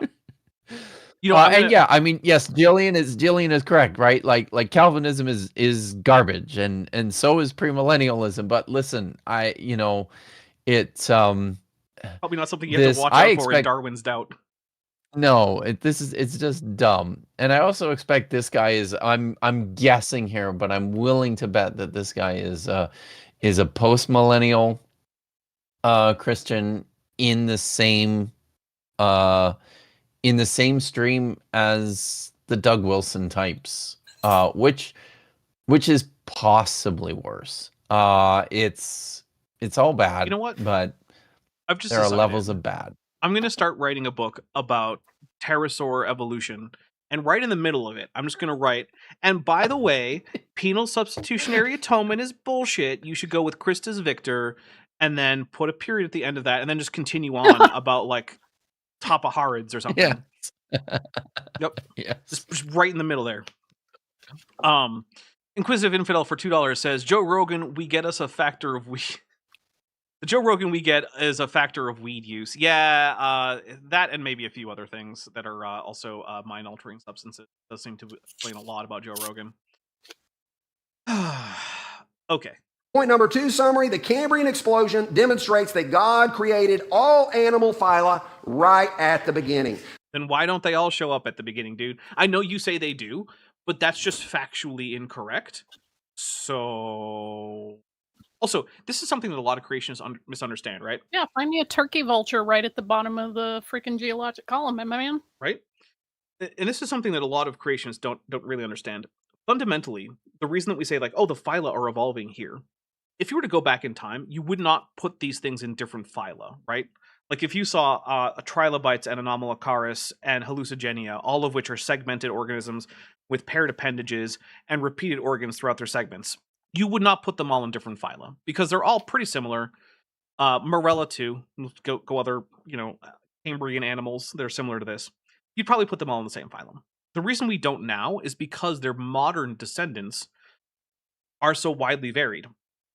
But that's what evolution is about. And so all that's actually happening is that as you go through time, the level at which speciation is happening is now reflected by very high level taxa if we're giving taxonomic ranks any weight, right? That's just what happens. And as you go down through time, the point at the splits are more and more recent, which means they're less and less significant in terms of the difference between organisms, which means we put them in lower and lower ranks in terms of the taxa. So it's not that there was something special happening in the Cambrian that resulted in phyla that's no longer recurring.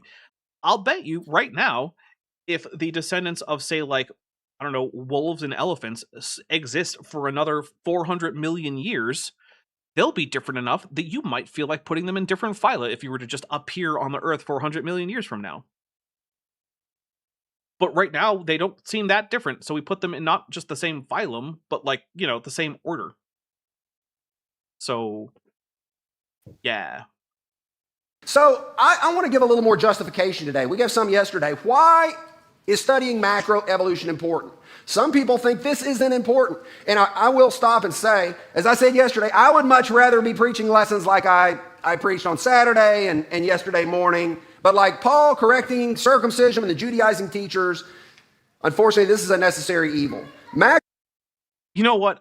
Oh, I'm my just going to point Lord. out, I don't feel all that surprised that this particular evangelical preacher would rather be talking about penises than evolution. That sounds about right. Macroevolution, number 3, can undermine Christian faith because it provides a perceived alternative to creation. Was that true? I don't know, because I know a lot of Christians who accept science and who remain Christians. And it doesn't seem like it's a big problem for them. But when I find Christians who have abandoned Christianity, who did believe in young earth creationism, the fact that they were lied to about science is often, but not always, a factor.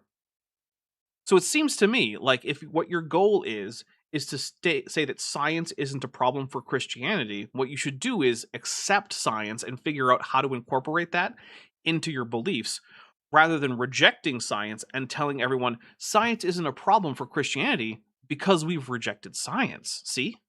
That seems like a problem.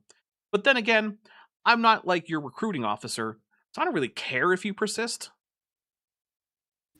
In fact, I would say that young earth beliefs among Christians correlate strongly with things I would prefer go away entirely, like homophobia or racism or transphobia. And so In that case, maybe I should stop giving you advice about how to do. In fact, you know what? Go harder. Start going flat Earth. The Bible says the Earth is flat. Go with that. It certainly does. Yes. Can It Darwinian assumes evolution? the Earth is flat. It doesn't say, quote, That's the fair. Earth is flat. That is more accurate. That is a more accurate statement. Yeah, that's true. Destroy faith in God? After I wrote the first edition of my workbook, I had a member of the church, a member of the Church of Christ, a non-institutional group who was a professor, write me and just tell me everything. Petite Flower for $5 says, if your theology contradicts reality, you need better theology. And here's the thing, that actually did hit our 30 goal, but we were, like, the time went just over. So I'm going to say that's fine. So what we're going to do is we're going to start another goal for 20. And that one I'm just going to have as, like, some really long period of time. All colors, and that will be Hosts Unleashed. All right, so that is set there, and I am going to put up this Steam key. Now, do remember, if you grab this Steam key, you are required to send me a message letting me know that it either worked or it didn't work and has already been claimed, in which case I will know that it has been used correctly. And you do not have to have super chatted. You don't have to be a member. You don't have to have done anything to be other than be here and be fast on the trigger. Again, this game is Warhammer 40,000 Inquisitor Murder. It is an action RPG in the vein of Diablo or Path of Exiles. There it is. Please, if you use it, let me know. That's wrong in the book. And he said, no, evolution doesn't destroy faith. It builds faith because we see how God used evolution. Well, let's listen to what the atheists say. Man, this is They the say thing. evolution This is doesn't. the thing right here. When he ties people's membership in this group, in this case, probably fundamentalist evangelicals, to rejecting science, then that means any attempt to explain science to them is going to be considered a threat to their personal beliefs and their faith and their identity. They are not going to want to engage with it. They are being right now conditioned to turn that off, to plug their ears and go, la, la, la, la, la, you're lying. That's satanic. Also, I just realized... You don't have to tie your theology to rejecting science. You could just not do that. I feel like I didn't actually read out the super chat. So Petite Flower for $5 says, if your theology contradicts reality, you need better theology. Yeah. I'm fine with that. We're also going to skip what the evolutionists say because you know what? That's just he said, she said. Some Christians have said, this builds my faith. Some atheists have said, this destroys faith. I don't care. 13 young adults, great. I don't care. I don't care. Them losing their faith doesn't actually interest me any. All right, that sounds like it's the start of some actual science claims. Example of 5 other famous believers who became atheists. Oh, never mind. It's not. Yeah. And Richard Dawkins mentioned again. Let's see. That's Anthony Flew, who late in life became a theist. Well, sounds like this might be the end of that section, so we'll go There ahead. is a God. How the world's most notorious atheist changed his mind. Now, if evolution can destroy... I want to point out Anthony Flew did not become a theist because of his abandoning of evolution. It's not a thing that happened. Our belief in God can also erode morality. Oh, great. I don't care about that either. Why in the hell would it destroy your faith? Oh, because he's an idiot. Like, why are you letting it do that, man? Your faith is weak. We're getting a history of Darwin now. How did Darwin lose his faith? This guy actually ends up lying about it. Faith? He actually lost his faith when his one of his daughters died. And that's opened up sort of like the problems of evil and, you know, suffering and all that. And that is ultimately why Darwin lost his belief in God. Saw a movie about that. Yeah. Are we actually going to get to phenomenology? Wow. It is here. Did I I don't even know. download the wrong one? I might have downloaded the wrong sermon. Oh no. Yeah. Uh-oh. Wow. And you feel like you're probably too far into it to kind of, I don't know. I downloaded the wrong sermon. So here's what I'm going to do. Wow. No. yeah, I guess I downloaded the wrong one. I'm gonna double check, but I'm gonna go back to about here past the modernist agenda. What is uniformitarianism? That actually sounds like something that has some science claims. Okay. So yeah, that's my fault, everybody. I downloaded the wrong sermon about. Now, I want to point out what this means is that there are enough sermons on this church's YouTube channel about this nonsense that I could download the wrong one. Wow. So, So my bad. okay. So what I'm going to do is I'm going to go double check to see which sermon I need to get, and that'll be for next week. And what I will do is probably I will change the title of this stream right now. Let's see. It is called Baraminology, Bad Linguistics, Even Worse Science. I'm going to say Dapper downloaded the wrong sermon, parenthesis, because he, apostrophe S, because he's a professional. Dinosaur. No, professional. Okay. All right. That has been updated. I might update the thumbnail later. I don't know. Sorry about that, everyone. Because by the time we were like a half an hour in, I was like, wait a minute. I feel like the baraminology talk started way earlier than this. So I guess this is the sermon from before that. I don't know. My apologies, everyone. Okay. So we have not gone too far over our regular time. So what that means is we are still going to have 2 episodes of Star Trek if you want to hang out over there on Discord. But we are over time. So Kip, go fast. Tell people name of stream, topic of stream, time and place of stream, and then move on. No tangents. If you do one tangent, All right. I mute. Oh, okay. Budget Scripture Saturday is tonight at 10 o'clock Eastern, 7 o'clock Pacific. I'll be there with Nitty and Dr. Tapioca Weasel, and it's going to be fun, and I'll probably get drunk. And then next week, I am traveling, so there will be no Hebrew stream on Thursday night. There will be our regularly scheduled Friday stream on Friday. I'll be there with Vish. It's Juneteenth. But yeah, so we will both be back for that. All right. We got a couple super chats. Olivia Williams for 5 Beaver Bucks says, I'm so tired of these people abusing Flu's mental decline. It's enough one of his supposed friends wrote a book using his name, abusing it before. Yeah, look, it feels weird to me too. And I also don't want to say that the only reason anyone, decides to switch from being an atheist to believing in a deity is mental decline, but it does seem like it was a factor in this particular case. And so, yeah, it's a bit scummy in my personal opinion. Mm-hmm. Inquisitive Infidel for $2 says, Dapper Professional Dinosaur. Yeah, we'll take a drink for Dapper as a professional for getting the wrong sermon. It was the right church, though. Okay, so what is coming up here for me? So after this, we're going to be watching some Star Trek over in my Discord server. We are still on Star Trek Enterprise Season 2. I think we are past the halfway point of Season 2, but I'm not positive. So if you like Star Trek or Star Trek Enterprise in particular, come hang out. Unless, of course, you're Vishanti, who's just going to go take a nap. Later on, Rum and Coke is going to go back to work. I'm about this nap life. No, it's all right. So after this, Rum and Coke night is happening tonight over on Chesh's channel. However, I'm not sure I'm going to spend a whole lot of time there. I think I'm just going to pop in, say hi, and then get out of there.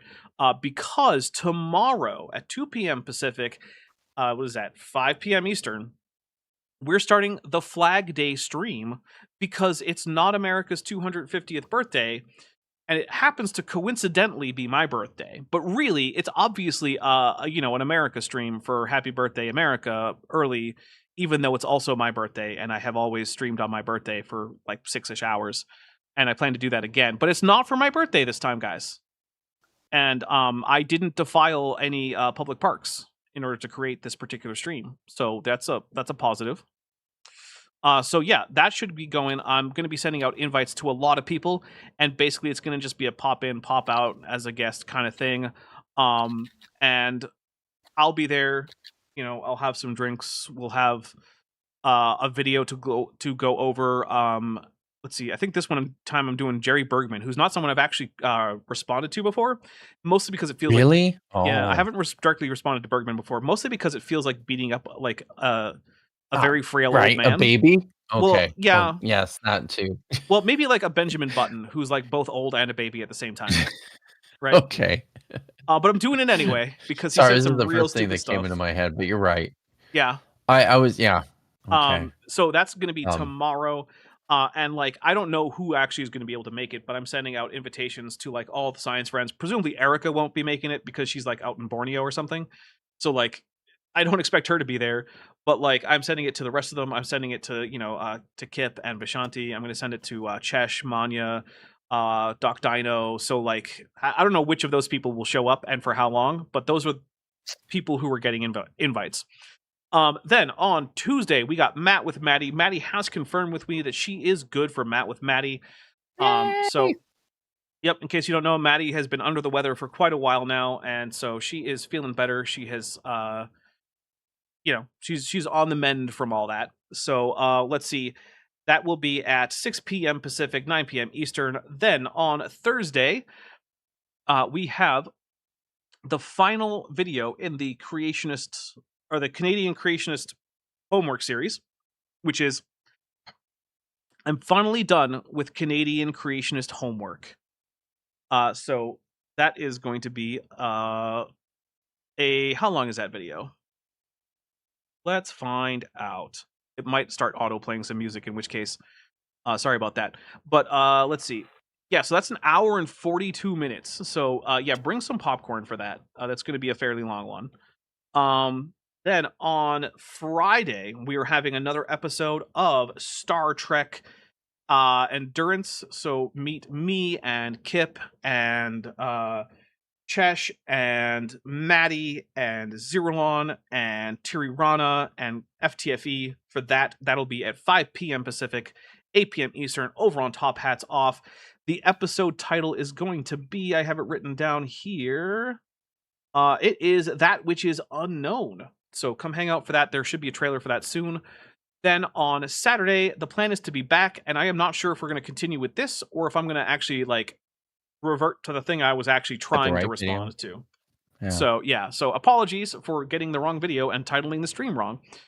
So there we go. I think that is everything for a week. Vish, do you have anything that you have coming up that you want people to know about? I don't think anything directly relevant to YouTube, but again, those of you who may or may not subscribe to me, there is always a chance that I might do an impromptu Bible reading stream, but it's not just me reading it, it's me doing my like shitpost paraphrasing and telling it like an actually engaging story rather than just people reciting words and it's boring as hell. You should chant the words. It's more fun when you chant the words. Like, a lot of that text is funny as hell, and people just don't know that because when folks read it to them, they just read it and it's boring. All right. So with that, we are going to get out of here. If you are interested, please come hang out for some Star Trek watching. You do have to be a member or a patron. Remember, if you're not one of those and you want to change that, links in the description and join button below the video. And yeah, other than that, I just have to say that ICE must be abolished. Hey, before you leave, I just want to take a second to thank my patrons and channel members, especially those pledging $20 or above. Siloof, Ben Tovind, Tapioca Weasel, The Plastic Mouse, Mikhail Dominiak, Sphincter of Doom, Regios, Landon Knoll, Ian Chen, Eleron Teller, Phil Rivera, David Hercules, Joshua Geese, Dan Sheedy, Pegajace, Aero Dodger, Gordon Love Science, Ember Athelian, Prixie Purple, Agricola Sequa, Me, Myself, and I, Ian Kiambi, Edwin M., Kenneth Swenson, and John Ackerman. It's because of my channel members and patrons whom you're seeing on screen that this channel can stay afloat. Without you, it would all shut down. If you want to join the team, there's a link to join the channel below this video, and there's a link to join the Patreon in the description. On the Patreon, you can get a 15% discount for pledging annually, and either way, you get early access to virtually all of my scripted videos months before they come out for the general public. Thanks for watching.